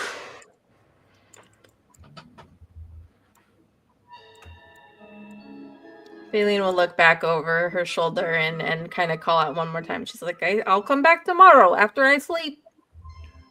You hear a voice call back. You should. I'll be looking forward to it. I have something for you. A gift. Do I get to know what it is? I'll only tell you this. It's long. It's little. It's made of some kind of white stone. And it has magic in it. And then she'll giggle. That sounds so exciting and generous of you. I'll have to come back tomorrow. Do you mind if I bring friends? Oh, yes, I love friends. That sounds... You should bring all your friends. Perfect. I'll see you tomorrow then. And she'll walk off. Okay. All right. So are you going to rejoin the group? Yeah, she'll go rejoin the group. So the group sees Faylene come back, those who aren't asleep anyway, and you guys would be reconnected. Out of curiosity, did any passage of time significant for rest pass? You guys had like some conversation in a bit, but I would say is probably like actually only about maybe, so there would be about maybe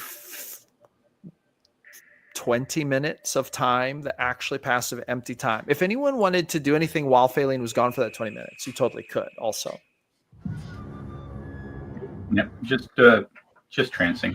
Oh, okay. You would have noticed Luna and Lotto and Kerrigan would have gone to sleep too. Kerrigan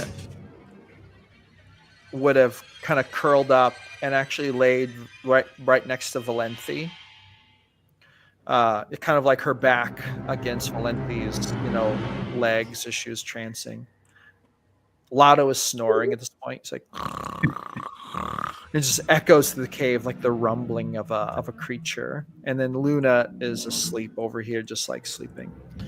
And 13. Soul is resting in a way where he has his back to the wall. He's kind of in like a bit of a squat position with his knees up. He has his shield resting on his knees, and he has 13 like sitting right on his lap. Soul should roll a percentiles roll. Okay. Anyway, Faylene, that's the scene you walk in on. That's what you see. So everybody's asleep except well, Valenthy, and I don't know if Hector and Sol are asleep technically. Yeah. Soul's starting to doze. 28, by the way. But, okay, very good. But Now- Valencia Yeah, Hector would have be in Hector a would have trance. rolled into Hector's gonna what now? Hector would have rolled into Lotto and started sleeping. Oh yeah. They're both there. You would notice that Lotto and Hector seem to be kind of laying close together. But Lotto's just kind of on his back with one arm way up and then one arm across his big chest, snoring.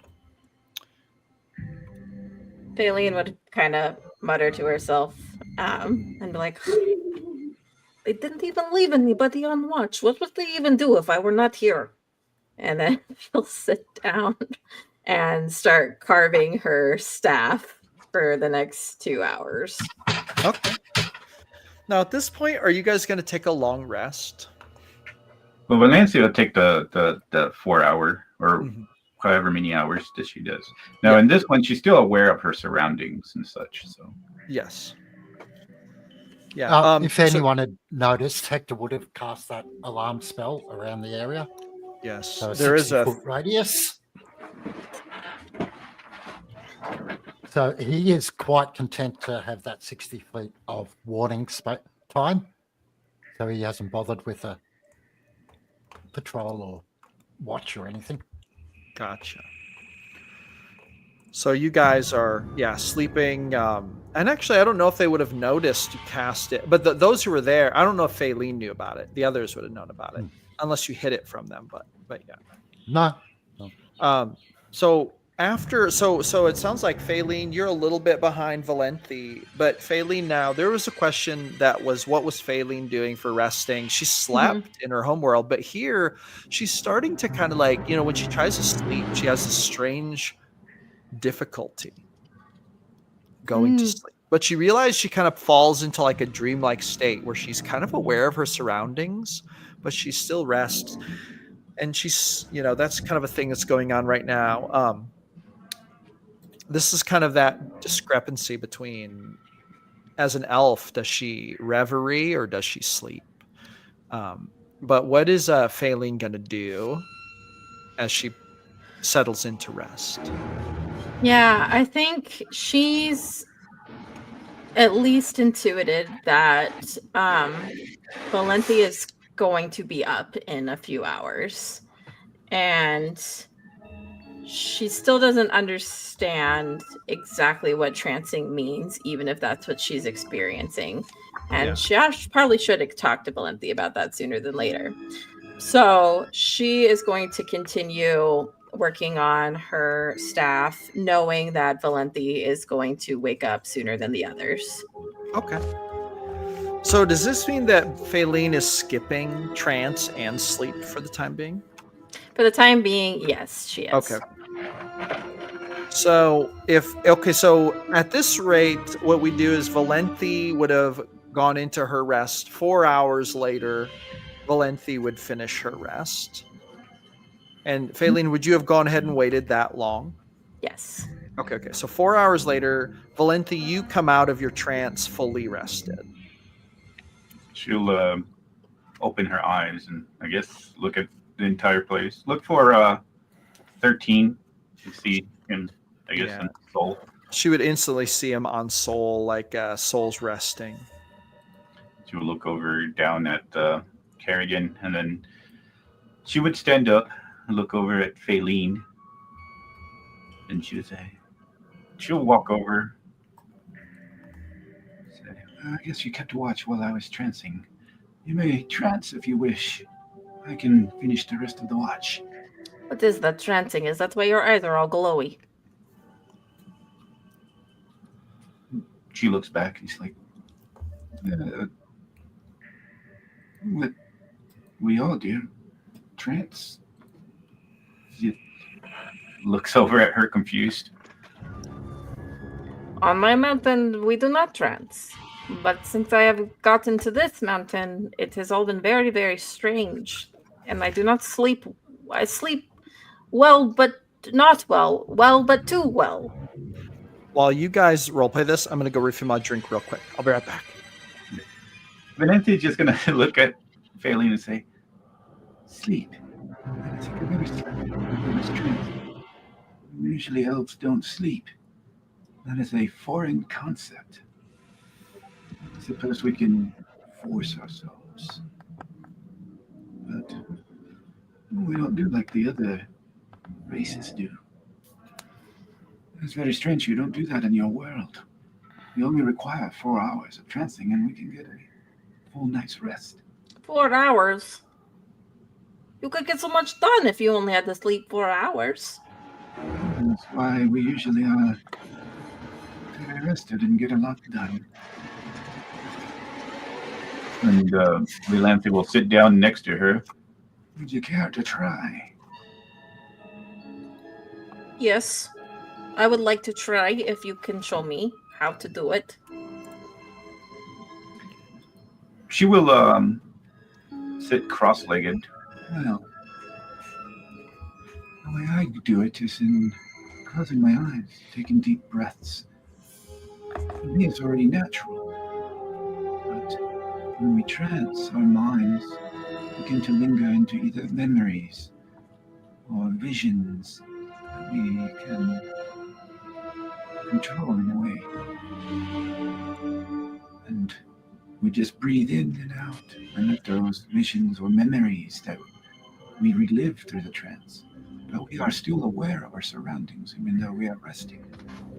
And then she'll start showing her how to breathe, telling her to think about a memory and concentrate into that memory, forcing her mind to dwell deeper into it.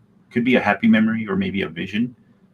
And then she'll go through the exercise of breathing until it becomes natural and try to just walk her into that trance state.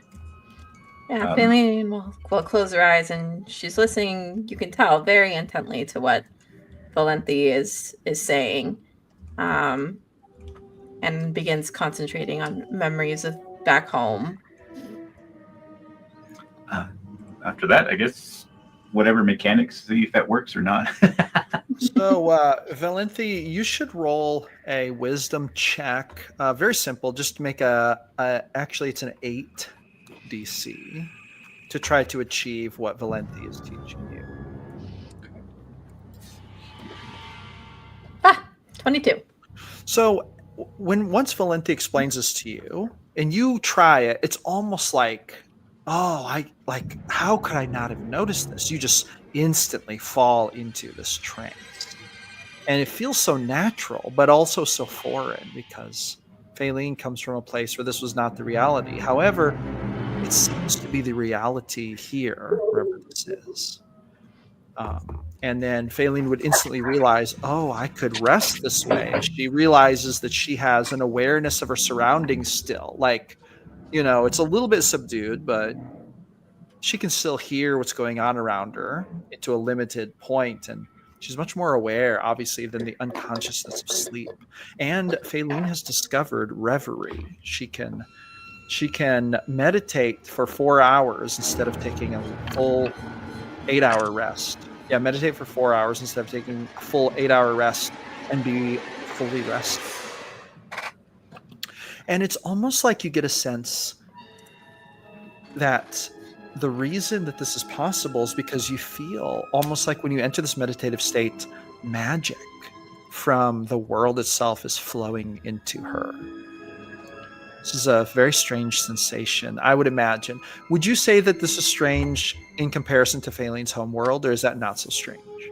It is strange. My theory around this is that magic has somehow been cut off from Faline's home world. So it's not that the elves there can't do this. It's that it's been physically impeded from their world through some kind of bigger force. Yeah. Okay. Yeah. That makes sense, actually. And Faline would almost get a sense that it is literally coming from the world. So almost like almost like a Fae-like connection to the earth is what brings this about. That's lovely. Thank you. Yeah, no problem. Now, while this is happening, Soul, I want you to roll me a wisdom save. Oh, no. while you're holding 13 and sleeping restfully. That's an 18. So Soul is laying, or I'm sorry, a 13 is laying in Soul's arms. You don't see the look on its eyeball because its eye is covered, and it's just laying there motionless. But Soul, within your mind, quiet is not the. Quiet is not the. No, it's the wrong music. Here we go. Quiet is not the thing. As Soul is sleeping, his eyes twitch and he enters a troublesome slumber. Flames. Ceaseless flames. Deep within the bowels of some mountain, there's a river of lava. I know, well, more like a lake, an endless lake. Like Soul looks out and sees a lake of lava, the likes of which he's never even conceptualized. And then he looks up, and it's almost like there is no top to this volcano. It's deep in the center. He gets this distinct feeling that he's deep within the earth.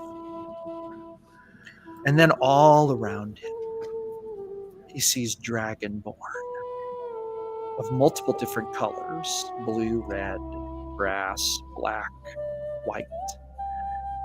Sees them all kind of moving around him. And then what would he do when he sees this? It's like they're walking toward him, kind of toward the lava, but they all kind of part around him and they don't seem to pay attention to him. Would he do anything?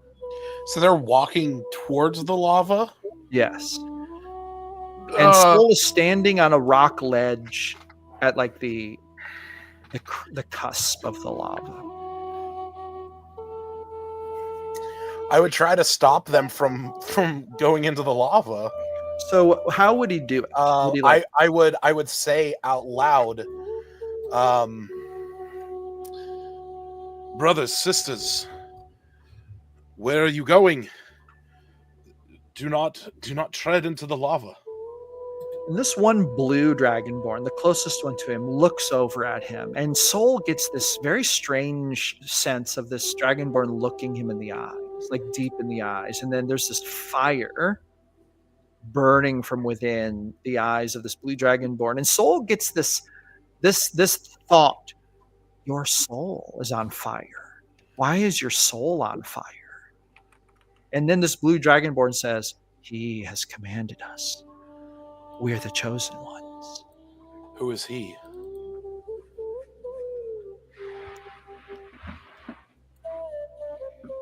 He of the crimson scale. The ancient one. The oldest one.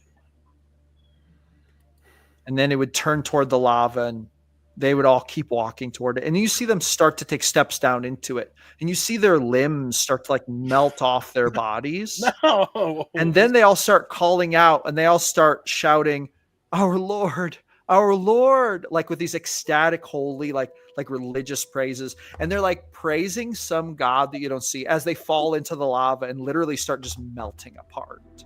Oh, God. And then there's this flash. And Soul sees something else. Like there's this flash. He sees this eye, this great eye staring down at him, surrounded by scales.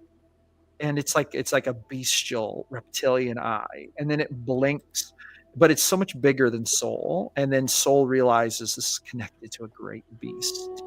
But you could not see the whole beast because the eye is so large, it's obstructing your view. But you get this overwhelming sense of fear. Now I have to ask Kelf a question, not Yes. Soul, but Kelf. Has Soul ever been in the presence of a very large dragon? Of a very large dragon? Like ancient or greater? Has he ever been? God.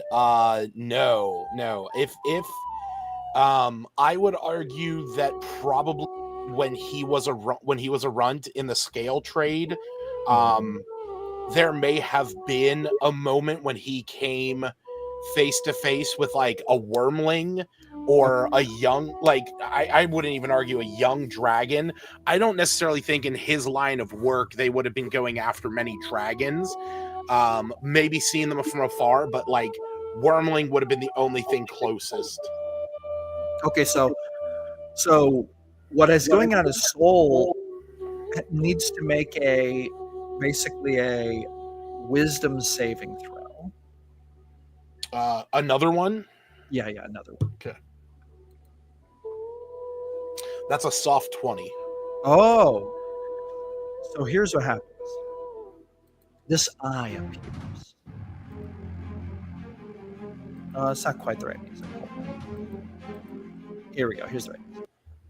This eye appears, and Soul is gripped with this feeling, this icy fear.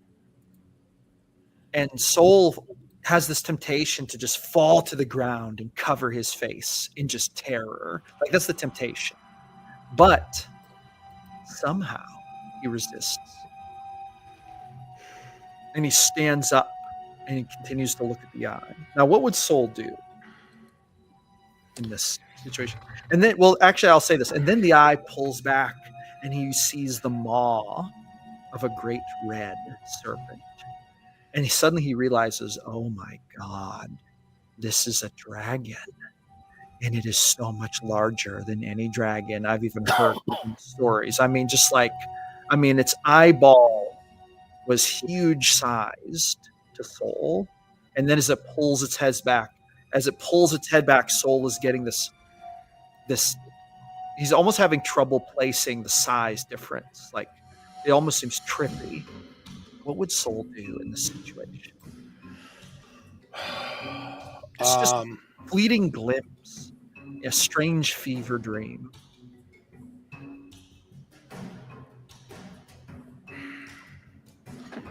I don't know. I don't know what.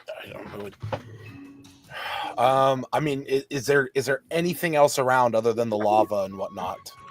No, at first you saw these dragonborn, and then it's almost like you blinked, and then you realize coming up out of the lava is this Leviathan creature.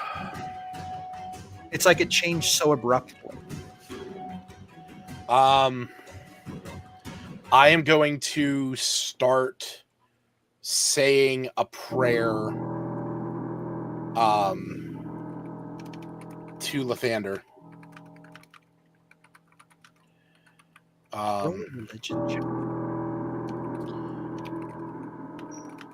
Okay.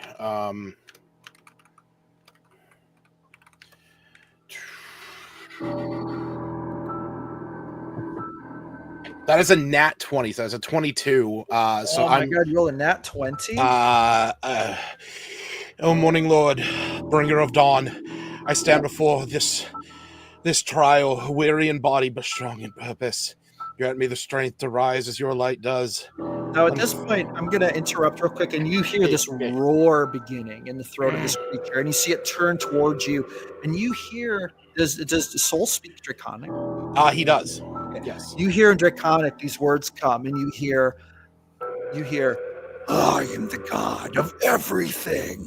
And then you see it opens its mouth, and flames start to come out of it, and then Soul wakes up with a jerk from his dream. And then you kind of look around and you see Faylene meditating over there. At this point, what is Valente doing? She's the only other one awake. She was walking around. She was looking to see how the storm is doing outside. So at this point, Soul, you would kind of jerk awake from your dream, and you'd see Valente just kind of like coming back from a patrol to the outside. And you realize that the reason you were jerked awake is because you're getting a telepathic communication from your mount, Eos. Oh, sick. Okay. And Eos says, intruder, coming your way. Half a mile. I will look at Valente and reiterate that. I will say, Valente, Eos, just told me we have something coming our way, about a half mile. How much more time after Valente woke up from her trance has passed? It's been about an hour. An hour? Yeah. So Valente's been awake for about an hour. So you guys are 5 hours into your 8-hour long rest. How many hours? You're 5 hours into an 8-hour long rest. So 3 more hours to go until everyone gets long rested. Well, except for Valenti, who's full rested now.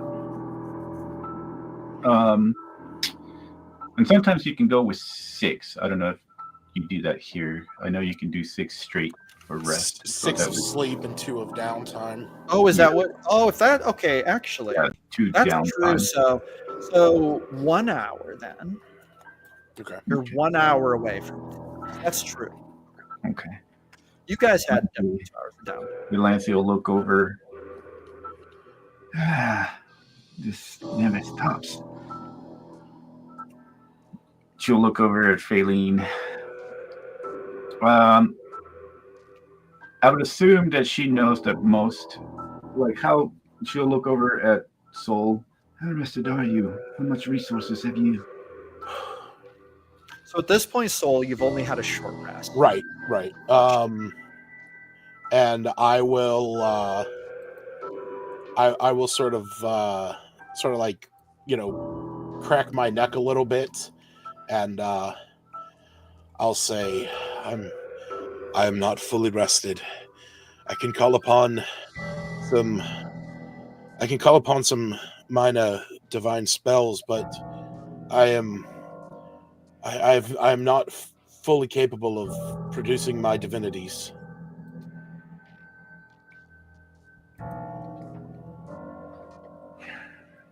She'll walk over to Kerrigan and try to wake her without waking the others. Oh yeah, Kerrigan would. She notices that when Kerrigan wakes up, she draws her knife really quick and holds it in front of her. And then when she realizes it's you, she puts it back. She says, I need you to come with me. Yeah, what's wrong? She gets up. I have an intruder coming about a mile. What do you say? Mile and a half or mile? It was a half mile. About a half mile out. But everybody needs to rest still. I haven't fully recovered. Kelf, do you have a telepathic bond with your mount? Yes, within a mile. So you would see an image of what the mount sees as the intruder. Oh. If you have a telepathic bond, your mount would send you an image. Cool. All right. That's badass. It'll just take a moment to queue up. Yeah. If this might inform your guys's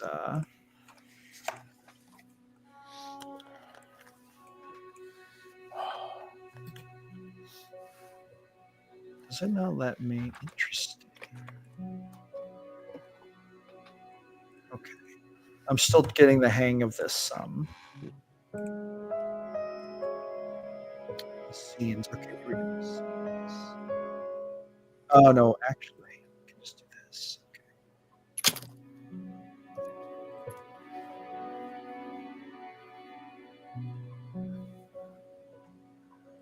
Okay.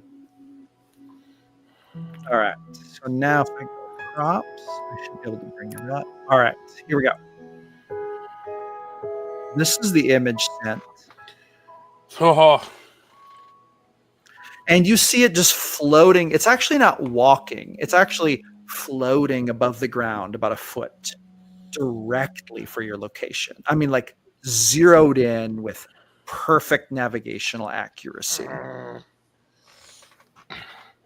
I am going to look down at 13, and I'm going to describe what I am seeing. This, shadowy swordsman, give its best description as I can, and I'm going to say, is this creature coming to this location sent by Vira?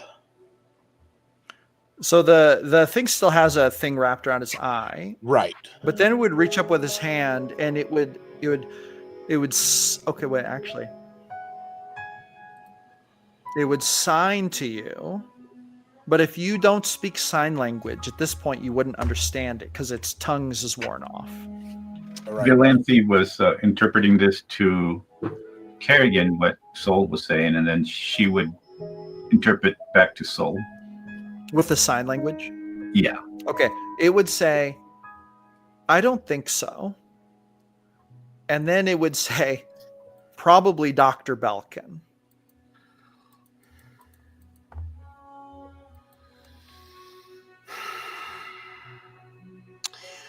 Then it would say to you, Vira can't see what I see. Oh. And then it would say, only the doctor can. Valanthi will say, can you lock onto your location? And then it would just do a little sign, yes. She will pick up, or she'll try to pick him up.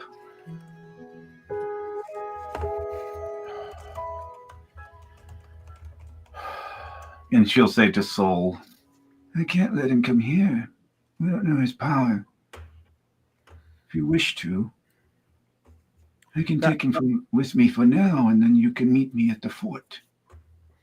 Now, just for the record, just in case, I wasn't saying that little guy was saying that this was Dr. Belkin. Right. It was from Dr. Belkin. From Dr. Belkin, yeah. Okay. Okay, so that's okay. So it's not okay. Cool. Well, then she won't say that retro. Then she'll just say she'll just look over to Kerrigan because she described what Soul said. Does Kerrigan know anything of this? Kerrigan is gonna turn and say, a shadowy figure floating across the ground. This is not good. I've never heard of this before. This is foul magic, not of our land. You say that this comes from this little metal man, the maker of this? This sounds right because none of this is right. This is from the south. This is not magic we use in the Northlands. Is that what we interpreted that this little guy's 13 was saying, that this thing is tracking through him, or? Well, that's up to you. He said what he said, but all that we have confirmed is that the doctor can see through its eyes and hear through its ears. We know nothing that it's able to track. Well, he did just say that I think you asked if the doctor knows his location, and he said yes. Yeah. But beyond that, no. So you can, Yeah, Valanthi will go ahead and pick him up if Soul lets her. Yeah. Kerrigan, will you go with me? And then, do you know what direction? She'll ask Soul what direction exactly, but he can try to. Soul, you would know it's coming nearly directly from the south. Coming north. Yeah, directly from the south. At a table, I know I wouldn't do this, but as Valanthi being Valanthi, she's going to say, I'll take him with me. I'll take Kerrigan with me. Try to slow it down, maybe. I'll see if it is locating this 13. I'm a better tracker, and I'm pretty quickly. And then she'll look over at Kerrigan. How fast are you? Would you be able to keep up with me? Kerrigan, she looks, her orc eyes kind of look up. She's like, keep up with you? I'm afraid I'm going to have to slow my roll so you can keep up with me. And then she pulls her mask on. She's like, unlike you, I was raised in these Arctic wastelands. She says, I can tell by watching you walk that you've spent about a week here. And she'll smile. Well, she won't smile at that, but she was like, nod at it, and she'll say, you were raised and shaped by this now. And she'll start heading out, and then she'll look over to Soul. I guess if anything happens, I guess you know what to do with a group better than I.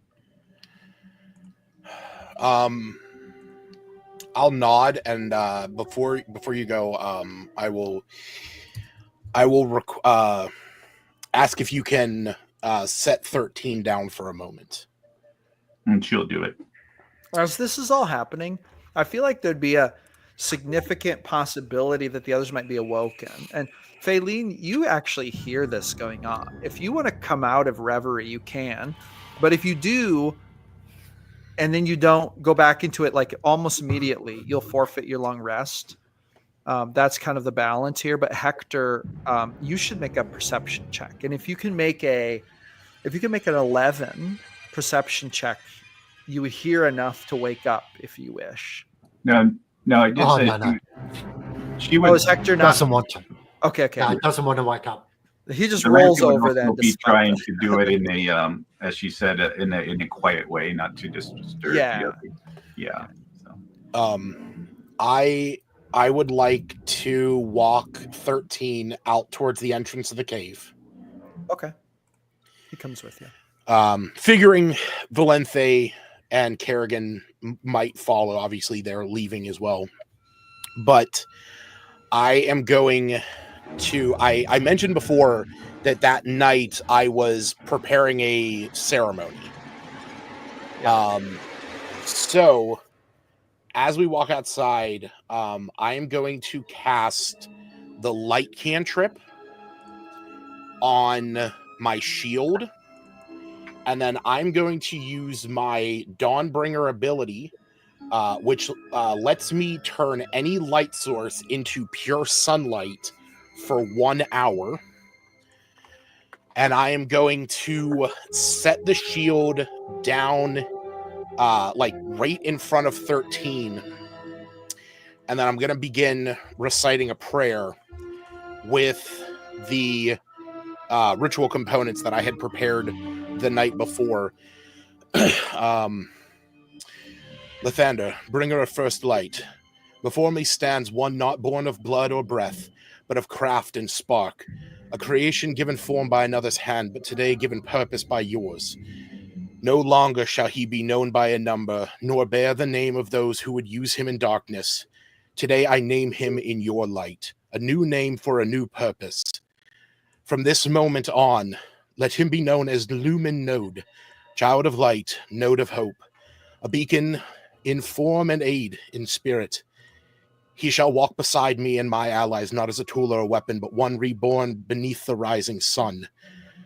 Let your name shine, Lumen Node. May your steps light the path ahead for others and for yourself. Lathander, his creation of soul of spark and steel has walked in shadow, but no longer. By your grace, by everything that I hold, break the chains that tether him. Sever the strand that binds him to the darkness, and let no command echo in his mind, but the ones he chooses to hear. Let him be his own. Let him rise like the sun, reborn, newborn, unbound and glorious. By your light, O Lathander, let this be his dawn. And I will cast the spell Ceremony as a dedication. And I'm doing this as I lay my hand onto him. So while it does have a mechanical aspect of giving him a D4 that he can add to some save, I am doing this more in respect to him, of trying to give him like his own will and volition. But also because I know that there is a soul inside of here that Lathander needs to see. So, okay, so roll, what level is that spell, first of all? It is a first level abjuration. Okay, and then roll a religion check.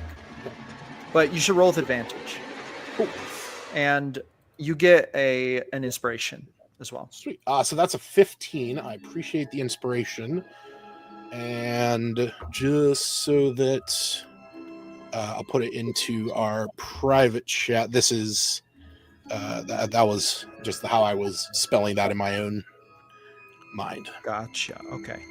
Now, so when you do this, suddenly Soul, he gets the flicker of something. He sees something. As he's praying, he sees the altar of his god. an altar he's prayed at before in his life. And I don't know exactly what it looks like, but if you could give a brief description of what that looks like. Yeah, so the altar at the Temple of First Light, it faces the west, which looks out over the sea, so that this way the first light of dawn is able to shine into this giant circular stained glass window. The altar itself is kind of like not hemispherical, but it's like a U-shaped almost, that it is that it would fill the shape of it when the sun is half risen, and then the actual window and full-size window would be filled when it's fully risen.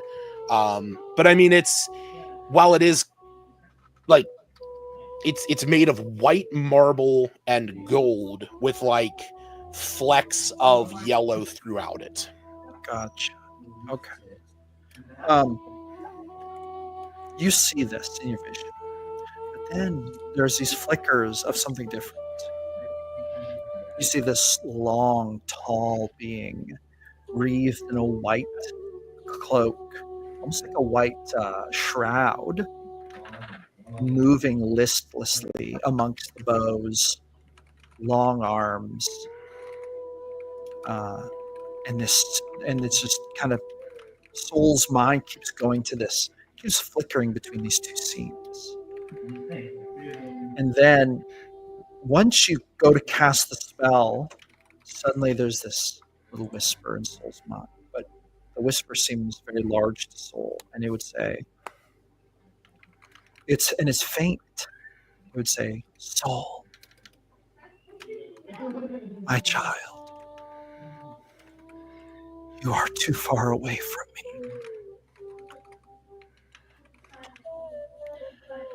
What you ask is noble, but this is what must happen. If you wish for me to grant this for you, the connection between us, it would take all of my power. I must say goodbye to you. You get the sense that this is Lathander. And then again, you see the glimpse of this strange creature walking through the trees with this white cloak draped over it and these long arms stretching out beneath it. It almost looks like a Slender Man with a silky white cloak over its head. And then it would say, someone vies to take your power. Someone vies to watch over you. And then it would say, make your choice.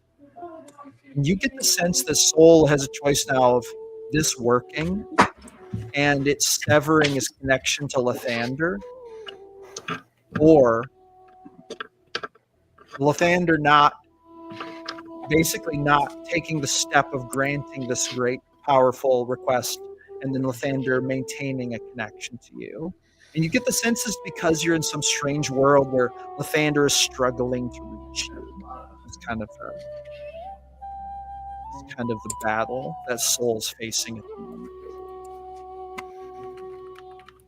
Oh my god. And then Lathander would even say, you are so far away. I do not even know where you are.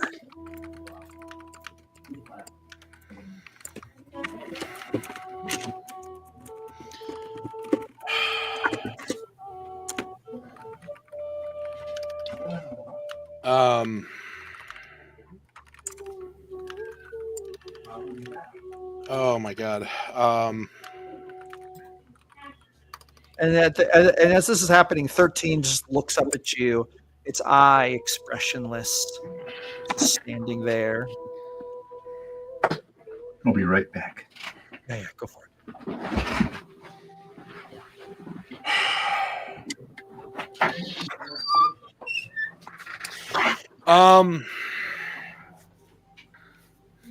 So out of game, real quick. I am under the impression that should I choose this, I would no longer walk. I would no longer have the blessings of Lathander, or would not have his connection. Would that mean anything mechanically? So that's a bit of an unknown, but here's basically what it is there's this out of game being in this different world. It seems that it has become more and more of a struggle. Like the cord between Soul and Thander has grown tighter and tighter until it's barely hanging on, almost as if Soul is spiraling further and further away, not because Soul is departing from the path, but because he's on some world that is not under Lathander's domain, basically. And so here's what you know. Lathander is offering to give what's left of that magic into this prayer and make it so because Soul has proved himself a worthy like a paladin. But that will exhaust all the power that has been keeping you together in this very extenuating circumstance. Now, as for the ramifications of that, the immediate ramifications would be, unless something else kind of happened or something unsuspecting happened, at least temporarily, it might leave Soul without any paladin abilities. Okay. At least temporarily. Okay. Now, Lathander did mention there's someone else vying to take power. And what I meant by that was he was insinuating somebody sees your devotion and they see you may need help on this side and they're lining up to offer it kind of thing. But that's an unknown. It's a very unknown what that means. And even Lathander doesn't know what that means. It's just a vague sense. And you're seeing fleeting visions of this strange being walking through the trees with a veil over its head. It is very alien. So it's oh my god, I don't know if it's like Warlockian or something. It is very unknown beyond that. Beyond that is all unknown. Okay.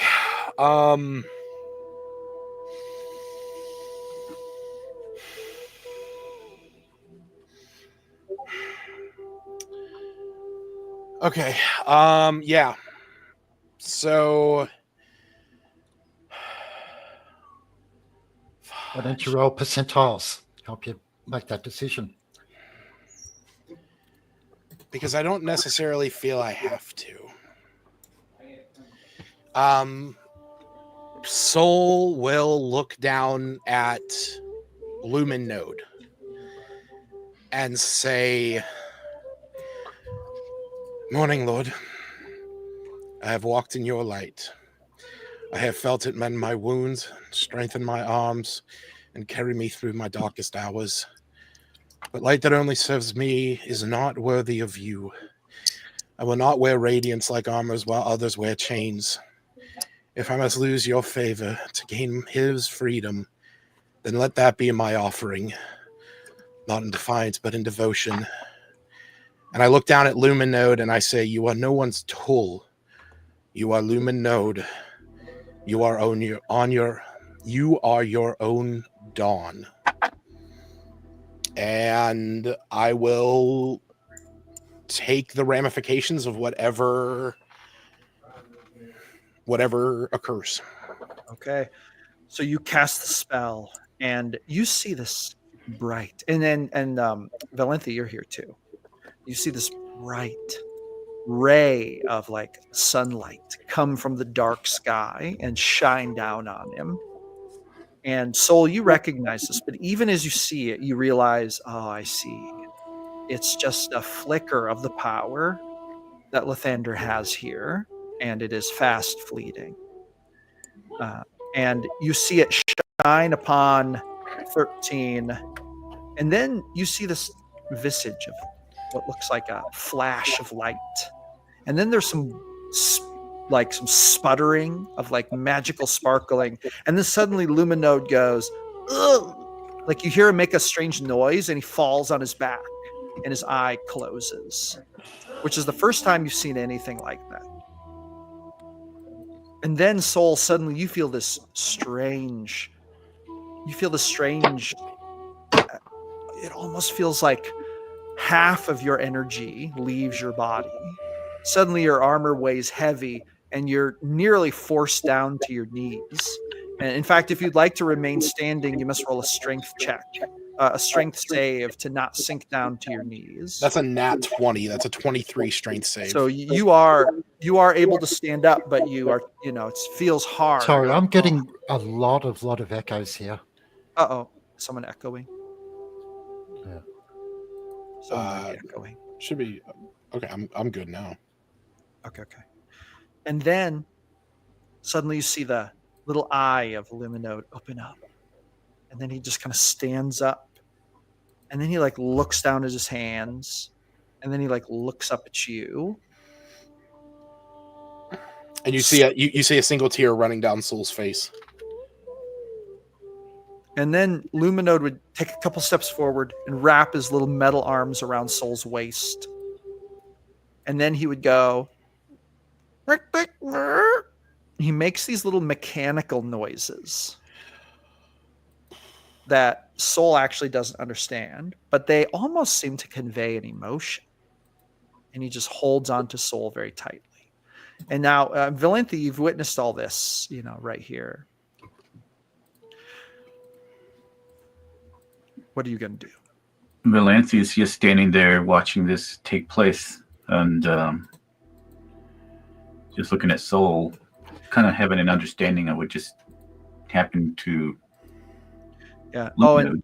And Soul, just to clarify, like as that energy leaves you, you realize all of your spells, all of your paladin abilities, everything that was magic has left Soul's body, and he's basically left a paladin without magic for the moment, at least. And it just weighs on him, and he, the weight of the world feels heavy upon his shoulders. When I say the weight of the world, I mean just the weight of the settling into that reality would be a heavy weight. However, Soul deals with it. But, okay, go ahead, Valentine. She would do one more comprehend languages, tongues on it. Oh, okay. You're going to cast it on Luminode? Yeah. All right. You cast it on Luminode, and suddenly he perks up, and he looks up at Soul, and you hear in a strange little robotic voice, in common, he would say, "Thank you. No more connection."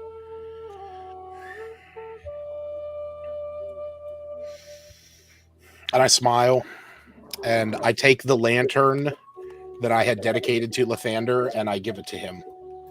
He takes it and looks at it, and then looks up at you, and then he's like, friend. And then he looks over at Valenthy, and then Valenthy, he points at Soul and says, friend.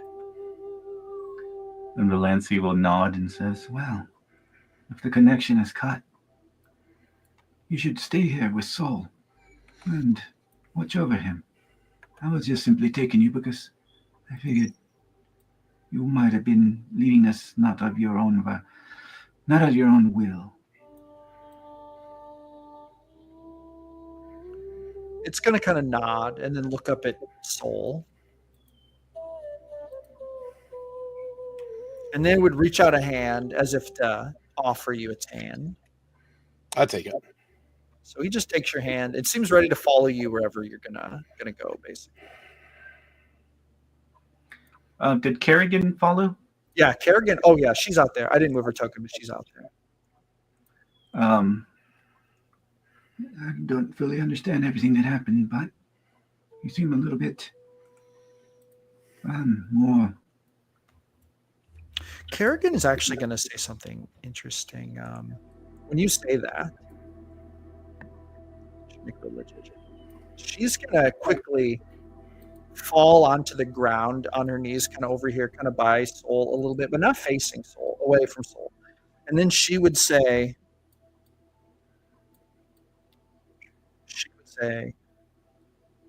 Frostrin.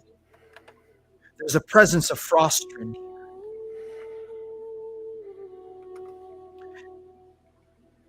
She said, I feel it. I felt it before. There are many who fear him, but I have a feeling that he's a part of whatever this is. And then she's going to grab your hand, Soul, and she's going to say to you, but she's saying it in giant, so, I mean, you can't really understand it. Sure. Actually, no, I take that back. She's going to say, and kind of like earlier, when you felt like her language was translated to you, kind of like supernaturally, the same thing happens now. She says, seek Frostrin. He seeks to help you. Frostrin.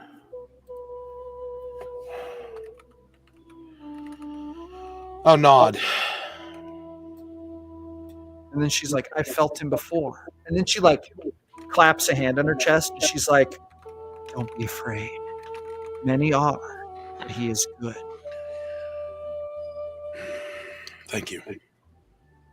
And then she would stand up and she would look at Valenti and she would say, what is the plan? I'm going to give him enough time to rest, or at least start moving south. And she looks over at Soul. Have them rest. Hopefully they can gain all the resources back. She's like, if we go alone, and this is another virus situation, not having all this together might be very dangerous. And if they come upon us when we don't have all the resources, that might be dangerous too. She looks over at Soul. And I don't know about Soul currently. What do you think, Soul? I look at Valente. You see there's a bit of a drained look in his eyes, and I say, blessings of Lathander may have left me, but his teachings and the strength I have gained in his service have not. And I breathe a little bit of fire out of my nose and say, I can still fight. I am still a dragonborn. Then Soul hears this whinnying. Oh no! And then Eos! sees Eos come up over the horizon, which is strange because if Soul's magic is gone, why is Eos here? Yeah, I had the thought of like it coming over the hill, like disappearing, just like inch by inch. Oh. Well, no, it would have been by now, but it rides up to you, and you realize something. You realize you have no telepathic connection with it anymore. Okay. But it looks like a little less fiery than it did before. Mm-hmm. It's a little fiery, but it rides up to you and it snorts and it paws at your hand with its nose. I pet him right on the snout. You get the sense that there's something unnatural going on here. Eos wouldn't be here, if not for some strange magical phenomenon. Soul looks up at the sky and just sort of mutters to himself, Lathander's miracles. They are mysterious. Now, meanwhile, we're going to take a quick moment to go somewhere else. We're going into Hector's sleep. So Hector, as you're sleeping, you heard some noise and you rolled over and you kept sleeping. But then when you open your eyes, you think you're opening your eyes, or maybe you're dreaming. Something is standing over here in the edge of the cave, and you recognize it. You recognize that cloaked figure, Skidir. And the cloaked figure kind of leans down and says, so that's it?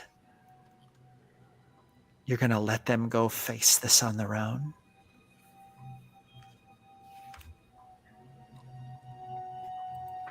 What comes is of you and I, It's a thing not of this place.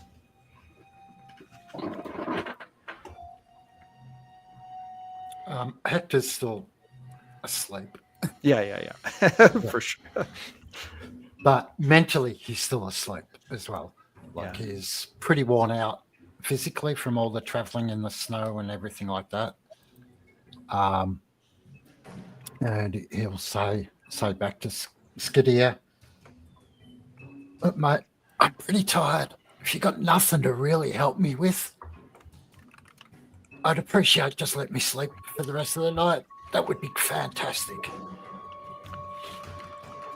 It's gonna say, huh?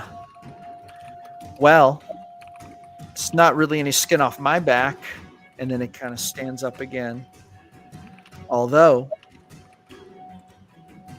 I have the sense that there's something about you that is connected to this. It's not of the living. I don't know. It just seems like you'd be interested. But hey, what do I know? I'm just the god of spirits, ancestry, and dreams. I just patrol the veil. And then it kind of turns around and kind of marches, kind of like doing like a little shuffle away. And then it kind of turns, as it starts to fade into the rock, it kind of turns its head back and says, you've got that primordial stench from the other side. So does this thing. Maybe you're related. And then it sinks into the rock and disappears. Just another useless god. He'll just curl and snuggle into Lotto again and try and finish off his long rest. Hard to discern whether it's a dinosaur or Lotto snoring, but as you sink back into sleep, it seems to not matter. All right. Okay, so with that being said, now Faylene, with that being said, like all that happened, but Faylene, even though you're meditating, you were unaware of it. Like it was in Hector's mind. Right. All right. So with that being said, Faylene is still meditating. Lotto and Luna are still sleeping. Hector's sleeping. The rest of you are outside. What is everybody going to do? Well, the Nancy will say to Soul, well, you can get more rest. The only thing I'm going to try to do is see if it does notice us, but I'm not trying to fight it. I want to buy us time for everybody to be at their full power, just in case we do come to some sort of conflict. And she tells this to Soul and Kerrigan. Kerrigan says, well, I'm with you. I'll help you. She's like, it'd have to run pretty darn fast to outrun me. Well, if anything happens to me, I guess you're the one who's going to get back here and warn everyone. But she looks over at Soul. I'll try to keep it away for another hour. Hopefully that's enough to have everyone rest. Yes, and I will notify the others, let them know of the potentially oncoming fight, the danger that is posed ahead. Hopefully with Eos still here, there is the lingerings of Lathander's magic, and if need be, I can send those who, if the worst happens, hopefully Eos can carry some to safety. If I don't return in an hour, hopefully Kerrigan, I intend to send Kerrigan back, but if I don't return, then I'll do my best to meet up with the group at the fort. Yes. I may intend to go to the fort to gain knowledge, though. But be careful there. I guess whatever Dragonborns are here, when they see you, there might be problems. And then she'll start walking and nods to Kerrigan, heading Kerrigan south. will come as well. All right. With that, I'm going to head inside with Eos and Luminode. And I will notify. Is Faylene up? Faylene is meditating, but you would know that Faylene is relatively aware of everything going on because, well, in Soul's homeworld, didn't elves do reverie? Oh, yeah. So that's to the extent you would know. Yeah. Okay. I will I will kind of just sort of set myself here. I'm gonna switch scenes while you're talking. Go ahead. Yeah. I'm gonna like set myself there and just kind of say almost loud enough that if anybody like loud enough that Faylene could hear me, not necessarily saying it to anyone else, but I am going to say, whatever darkness comes, I will face it. My magic is gone, my voice unheard, but my oath remains. Until I rise again, I will fight, bleed, and stand for you with nothing but this sword and this soul, because my power never was the source of my purpose. My choice was.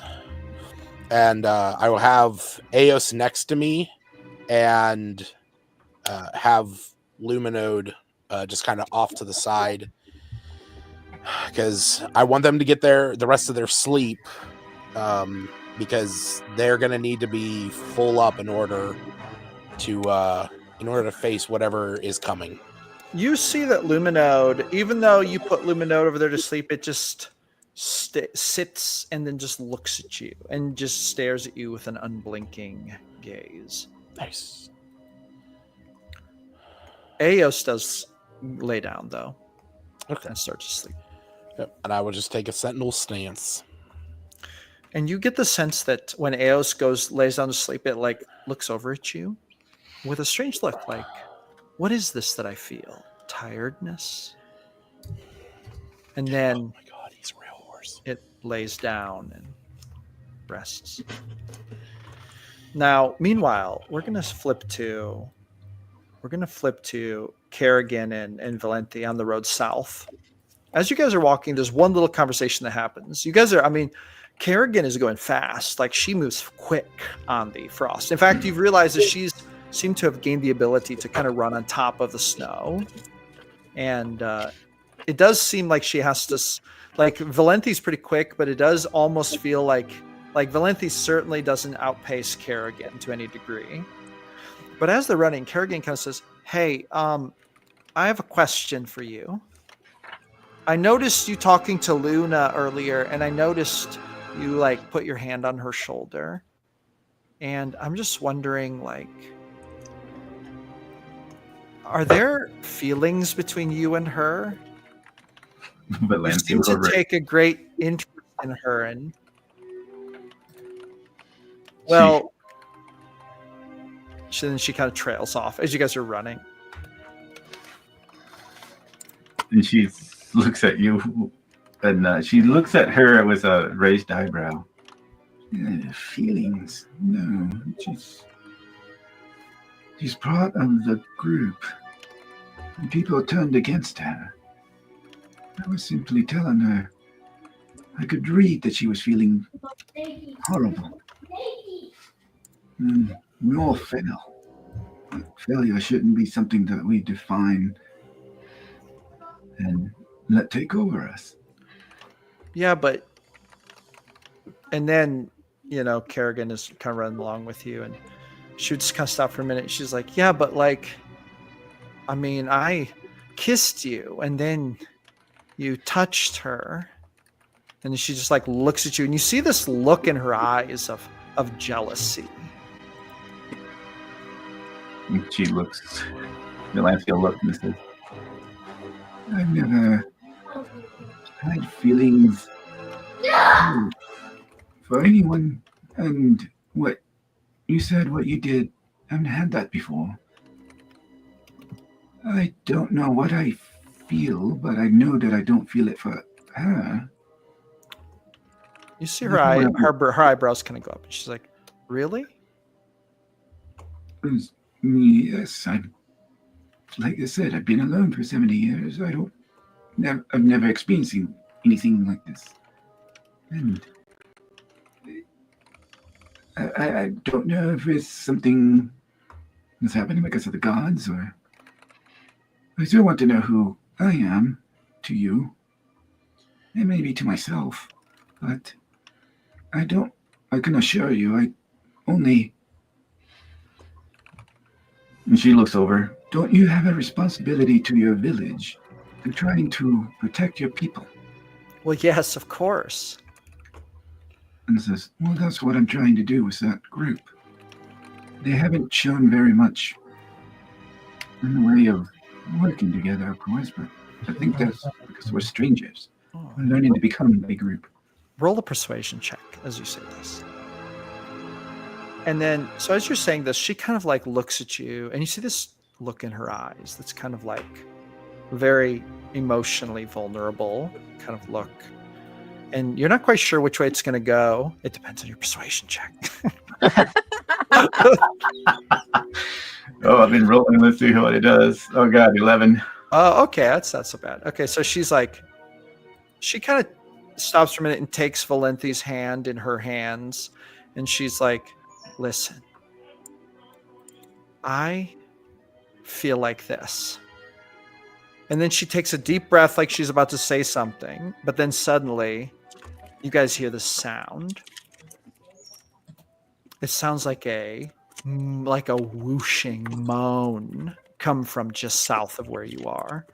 And then, I mean, it is pure as day. You see this creature floating above the ground coming towards you. And it just emits this like mournful howl, this frighteningly mournful howl. And then suddenly Kerrigan like looks away, and you see her like, she basically grabs her staff and gets it out. And then she takes a step back. What would you like to do? And Lancy will grab her bow, and she's gonna remain a pretty good distance. I don't know what. Let me see. Let's measures on, I guess. Yeah, she's gonna try to remain at least enough to where I can hear her, but she's gonna step in front of Kerrigan, and she says, "If anything happens, remember to get back to the group. But my intentions are to try to lure it away. Maybe we can run fast enough like you have. If we can get its attention for the next Kerrigan's hour." gonna say, we need to get it to attack both of us and then split up. And you can run pretty fast, and I can hide very well. I trust that you can keep at a safe distance. I'll be fine. And then I have good stealth. And so she like turns, and she's gonna walk. And so here's my ideas to try. I don't know what mechanics you can do, but he's gonna try to, however you want to run that, is gonna try to get his attention and keep it away for the hour. And Okay. So I don't know how long that would take, and I don't know why I can't move. Oh, can you not move? Wait a minute. Am I missing Hold it. something? Let me assign it to you here. There you go. I should. Can you I move know it what now? happened. There we go. I know what happened. I had it on the ruler. There we go. She's gonna stand in front, and first, before she does anything, she says, "Who are you?" Let's see if there's any response. This thing is going to kind of stop for a moment, and then you hear it whisper in common, like this eerie, ghostly whisper, and it says, "I have come at the behest of my master. Kneel or accept your punishment." Who is your master? And then you see its icy breath kind of come out of its mouth. And it would say, "I serve the doctor."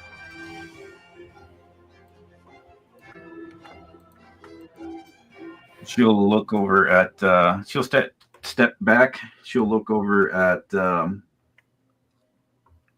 Kerrigan, and she will kind of a look of recognition, and Delancey will step forward, and she'll go down to one knee, like if she's kneeling, to see what it does.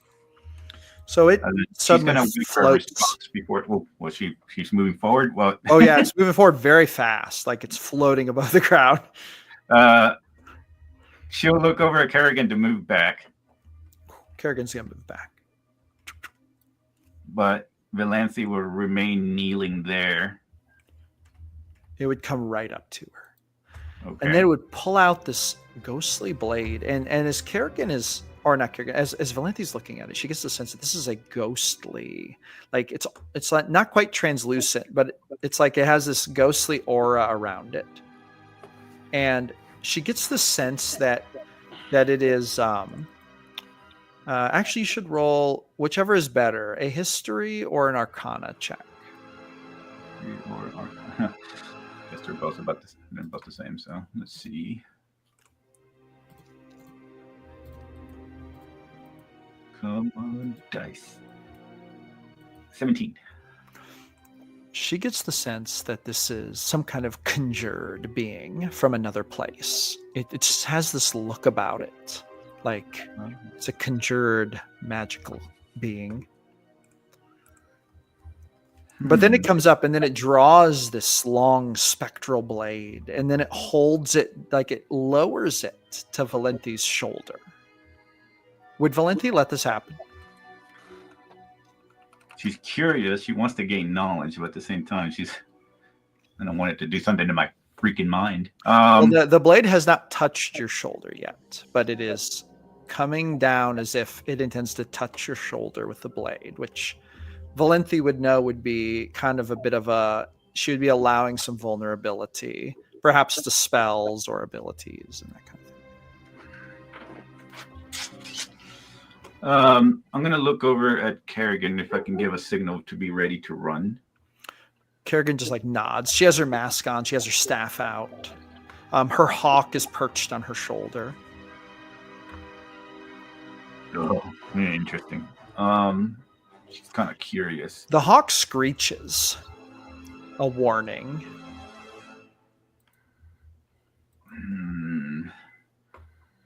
Well, YOLO. She's going to let it happen a little bit further because she wants to understand what this thing can do. Okay. So it lowers its blade, and Valenti feels this icy cold touch of the blade touch her shoulder.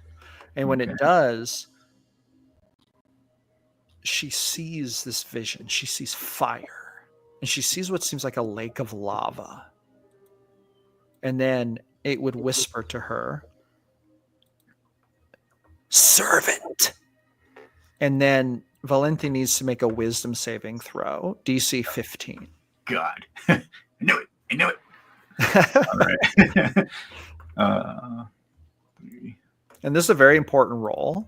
If you have anything that gives you any kind of advantage or anything, definitely double check because this is a very important. I don't know if it's like a charmed condition or not, but I do have stuff against like anything that has to do with that whole condition that falls under the charmed do you have stuff against being charmed? Yeah, advantage. Then you should get advantage.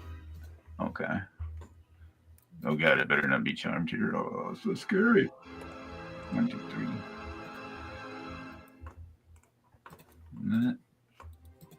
So nerve-wracking. I don't want to do it.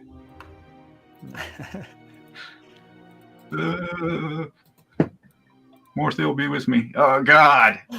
Oh no, is 13 really the highest? Is that after your bonuses? Yeah. Uh-oh. Okay, so suddenly Valenti has this influx of thoughts. All these thoughts run through her mind. She envisions a world, like she sees. Suddenly her mind flies across the world, like she can see many continents, oceans, vast oceans. There's this large continent with a great volcano in the center. This black smoke billowing out of it. And she sees Dragonborn marching from this mountain. And then she realizes, oh, this actually makes a lot of sense. They're trying to save the world. This is salvation. The gods of this world are not good. They're selfish and they're weak. But there is one who is actually standing up to them. stopping them from oppressing the people who live in these continents. He is a great god, a great draconic deity, the only deity in this world who can override the cosmic boundaries of the other gods that keep them bound to their continents. This god seeks to become the greatest god, and he seeks to protect these people. And Valenthe feels this kind of sense. Dr. Belkin is his servant. He's trying to help. Valenthe is kind of getting this. And now Valenthe, so here's the thing. Valenthe feels this and hears these thoughts. Now, it's not a compulsion. It's just like a strong argument enters her mind about this. So here's what would happen. Valenthe would hear this, and then it's up to you to decide how she would actually respond to it and how she would actually react to it. There is a little element of this.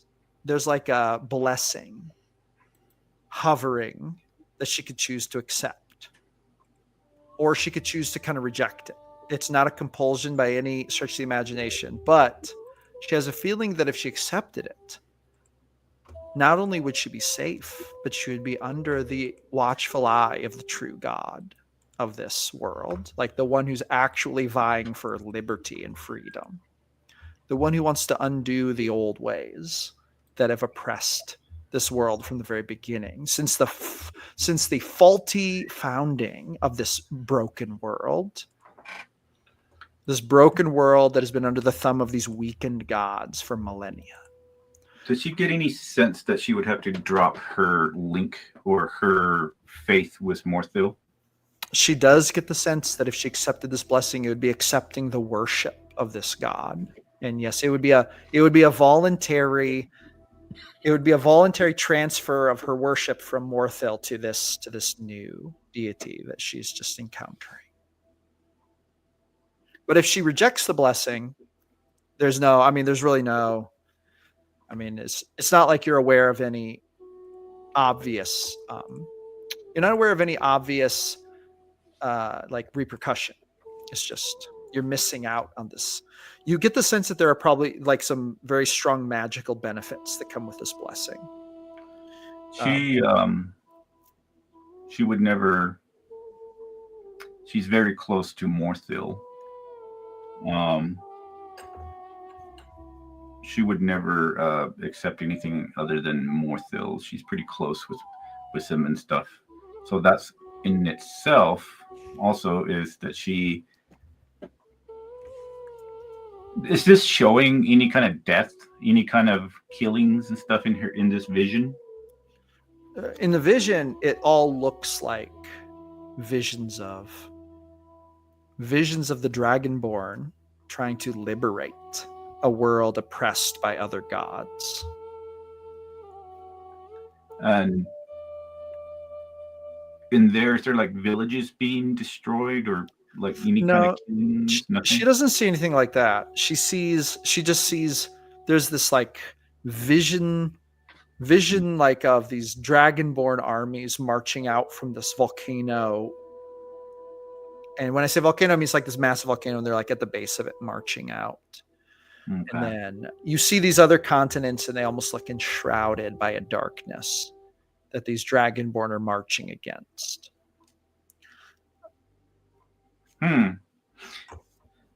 Well, I know she's not going to leave Morthil, but at the same time, she has to make sense of all this as well.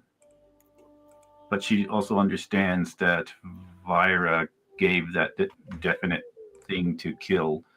And this doctor sent Vyra, which means it's not right. It's not morally pointing north. So she's going to clench her teeth and try to fight back on this, because she knows that sometimes logic isn't always right. This has to be following the heart. So she's going to clench her teeth, and she's going to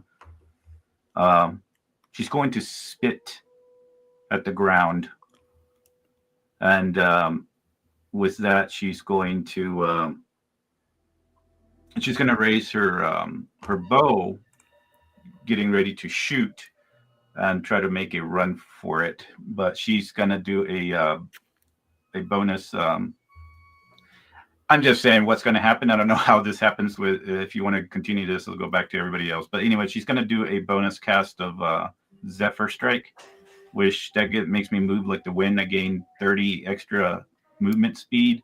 And does it help you prevent an attack of opportunity? Yes, it provokes opportunity attacks. So she'll get her attacks. She'll try to do her attacks, and then hopefully that signals Kerrigan. So that's everything that happens, and then she's going to try to just keep leading for the next hour. Roll to hit on your attacks. Okay. So that's 8.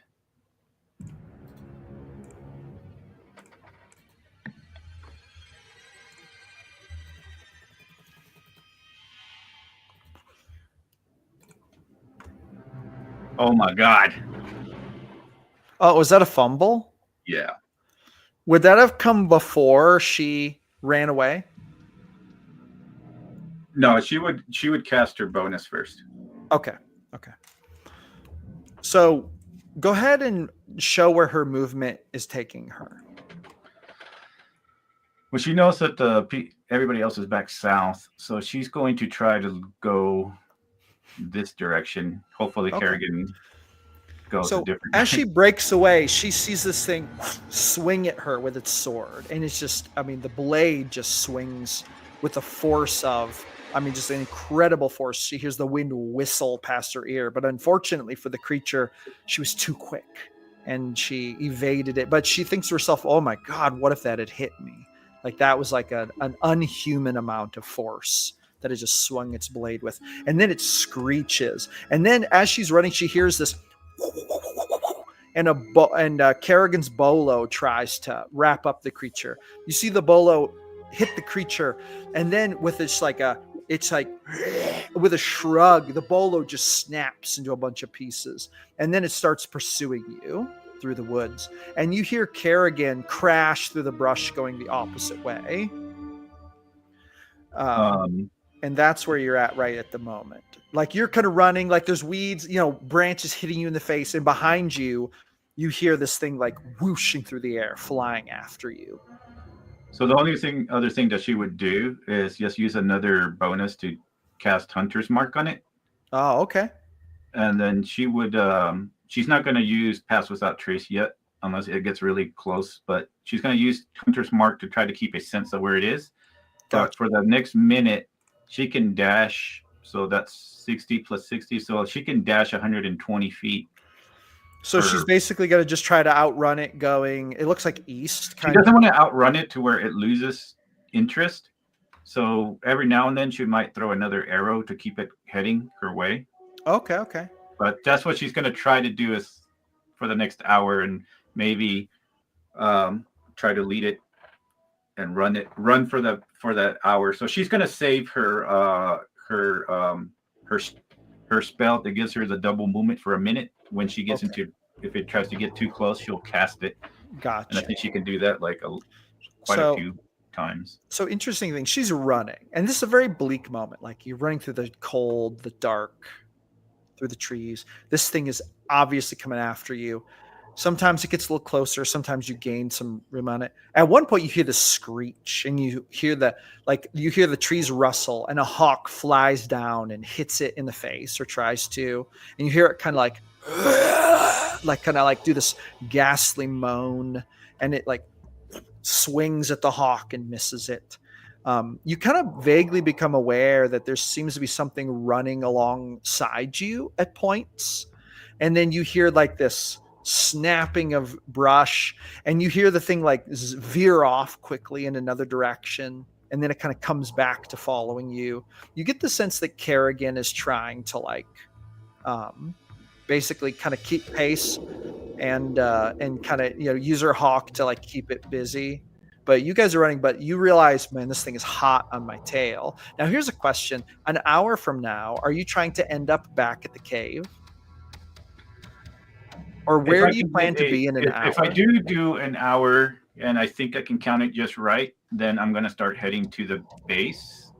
You're gonna turn was south. a little bit after the hour, and the only reason I'm gonna do that is to see if everybody is still there or if they left.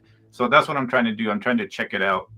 That would be my thing, because if I can outrun this thing, I'll rather outrun it. But if it keeps chasing, then I guess we'll have to do a fight. But depends what I find out at the cave. Valenti is getting the sense of like, this is very fatiguing. You can outrun it for now, but how long will it keep up? Definitely Valenti can only keep up, continuously dashing for so long. Yeah, that's true. But she's getting the sense that this thing doesn't seem to have a normal, like, tiring, like it's a floating ghastly figure. It's floating over the ground. She's starting to get the sense that it's not tiring at all. Okay. Yeah, so she would eventually go and check out the cave. So. Okay. So she'll eventually circle back around to it. Yeah. Okay. So it's flying toward her, shrieks every once in a while, and that's what's going on right now. Now, meanwhile, back at the cave, we're going to go back to the cave real quick as we wrap up the session.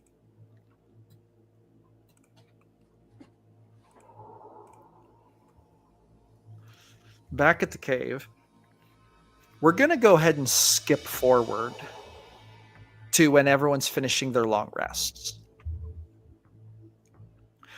Valenti and Kerrigan have not returned. What are you all going to do? Just as we prepare to end the session, but one final scene. What are you guys going to do? As everyone starts to awake, and come to, I'll turn to them and say, Valenti and Kerrigan have headed off. There was a malicious entity that was heading for us, and they were seeking to sway it another direction. If they had not returned within the hour, we were to meet them at the fort.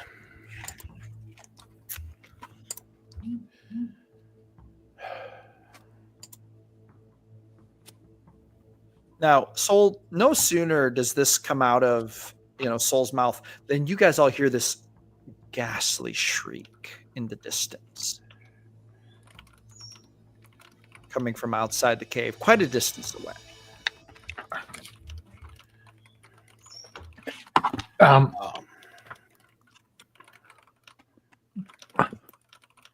Hector would look around and sort of try and take in what Soul was saying. Would he sense anything different? Roll a Arcana check. Actually, yeah, roll an Arcana check. Actually, roll with it with advantage. You sure? Yeah, roll with advantage.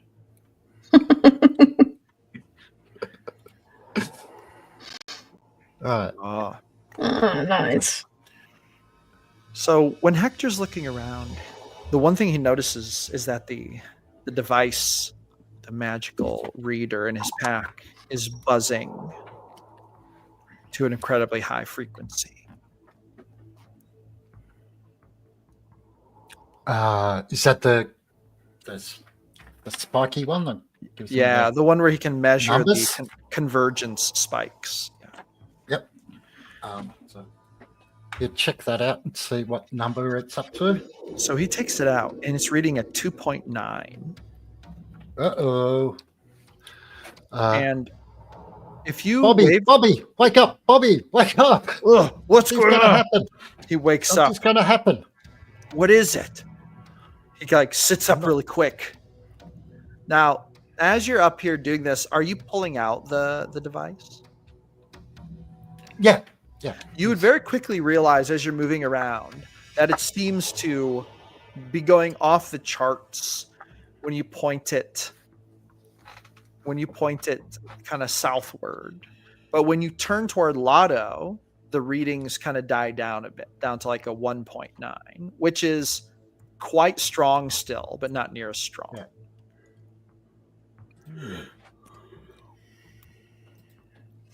Yeah. And if I point it towards the water behind us, If you point it toward the water, it registers the lowest yet, which is like 1.1. 2.9. And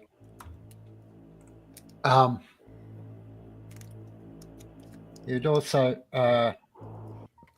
so waking Bobby up, trying to get him roused. Look, honestly, I think there's a convergence about to happen.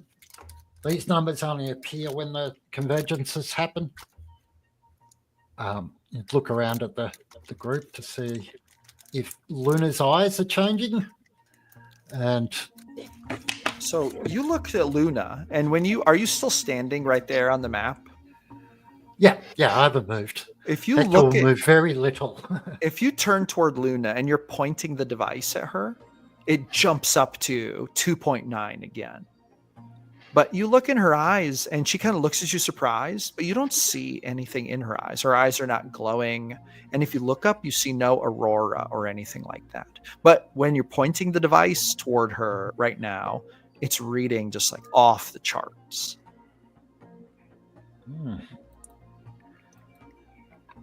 Yes. And she's like, what's going on? She's like looking at you Not concerned. quite sure yet. I feel like something's coming. And it's connected to you somehow, I believe. But yeah. I need to do some more investigation to work that out. Could we tell that the shriek came from outside of the cave? Oh, yes, it's very obvious. Okay.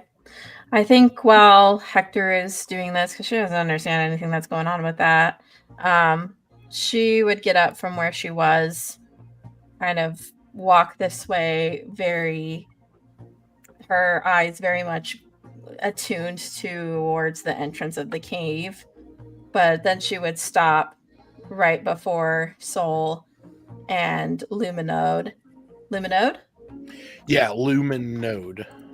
And having heard what Soul just said and what he said before he finished and went back to bed while she was trancing, I think she would look between the two of you very briefly, give Soul a look that is harsh and disapproving, and just kind of shake her head. And she says, well, consequences sometimes come quickly, don't they? But there would be a sense that that's kind of the last she's going to say about it as she brushes past you and goes to look towards the entrance of the cave and what's happening outside. He will nod solemnly at that.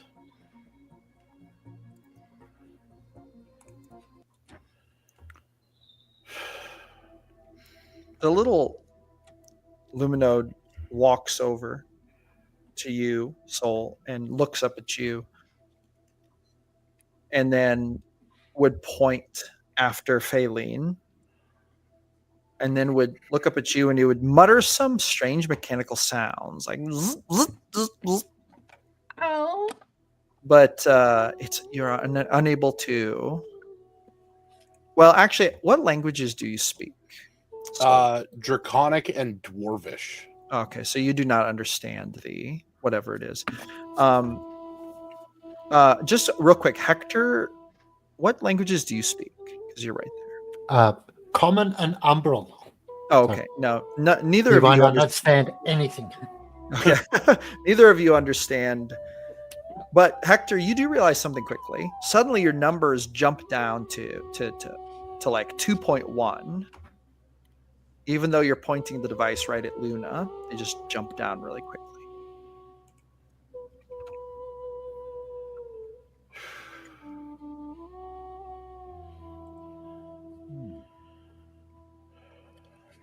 And Yeah. Anyway. Yep.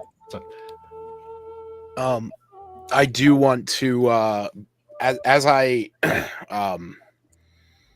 as Phaline walks out, Soul will take a deep breath and he'll turn to these three, to Hector, Lotto, and Luna, and he'll say, as Phaline is aware, I must confess something to you three. The light that once guided my hand is silent. Pathander no longer answers me, and I cannot feel his warmth, and my gifts are gone. Suddenly, Lotto is like, "What are you talking about?" He just like looks very concerned. I called upon Lathander's power, and I gave 13 here a name in his honor, Luminode. What? I did not just bless him, I freed him. I severed the last strand connecting him to the one who used him as a tool. And in doing so, I offered something of myself, my connection, my place in the light. I do not know the cost, not fully, but I do not regret it. Luminode deserves the same freedom we all fight for. And I grab my sword, and I don my shield. I may no longer call down Radiant Flame, but I no longer channel Dawn through my blade, but I am still Soul. I still rise, and I still burn. And as I say burn, like flicks of fire come from my mouth and nostrils, and I will stand between you and whatever darkness waits ahead. If the gods cannot hear me, then I will be the sun that rose in defiance. Lotto is like, he takes a step forward and he's like, "You gave up your power for the spy?" He is no longer a spy. He is a free soul, just as you and I. Lotto shouts in rage and goes up to this wall and just punches it with his fist. And it's like you hear this kind of crackling and you see blood coming off his knuckles. And he's like, "I am tired of this."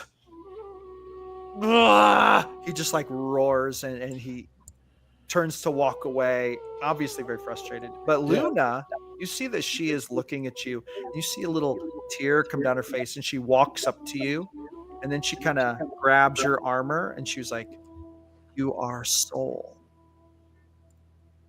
She's like, "Thank you." And then she would like pat your chest. Hector's on the other side there, just laughing. Go, finally, you learned something. You can be the god. You don't need to pray to one. Finally, you see things the way I see it. And I will walk over to Hector and I will put my hand on his shoulder and say, it will take me some time to reconcile fully, but I believe you do have teachings for me. Hector, you should roll percentiles real quick.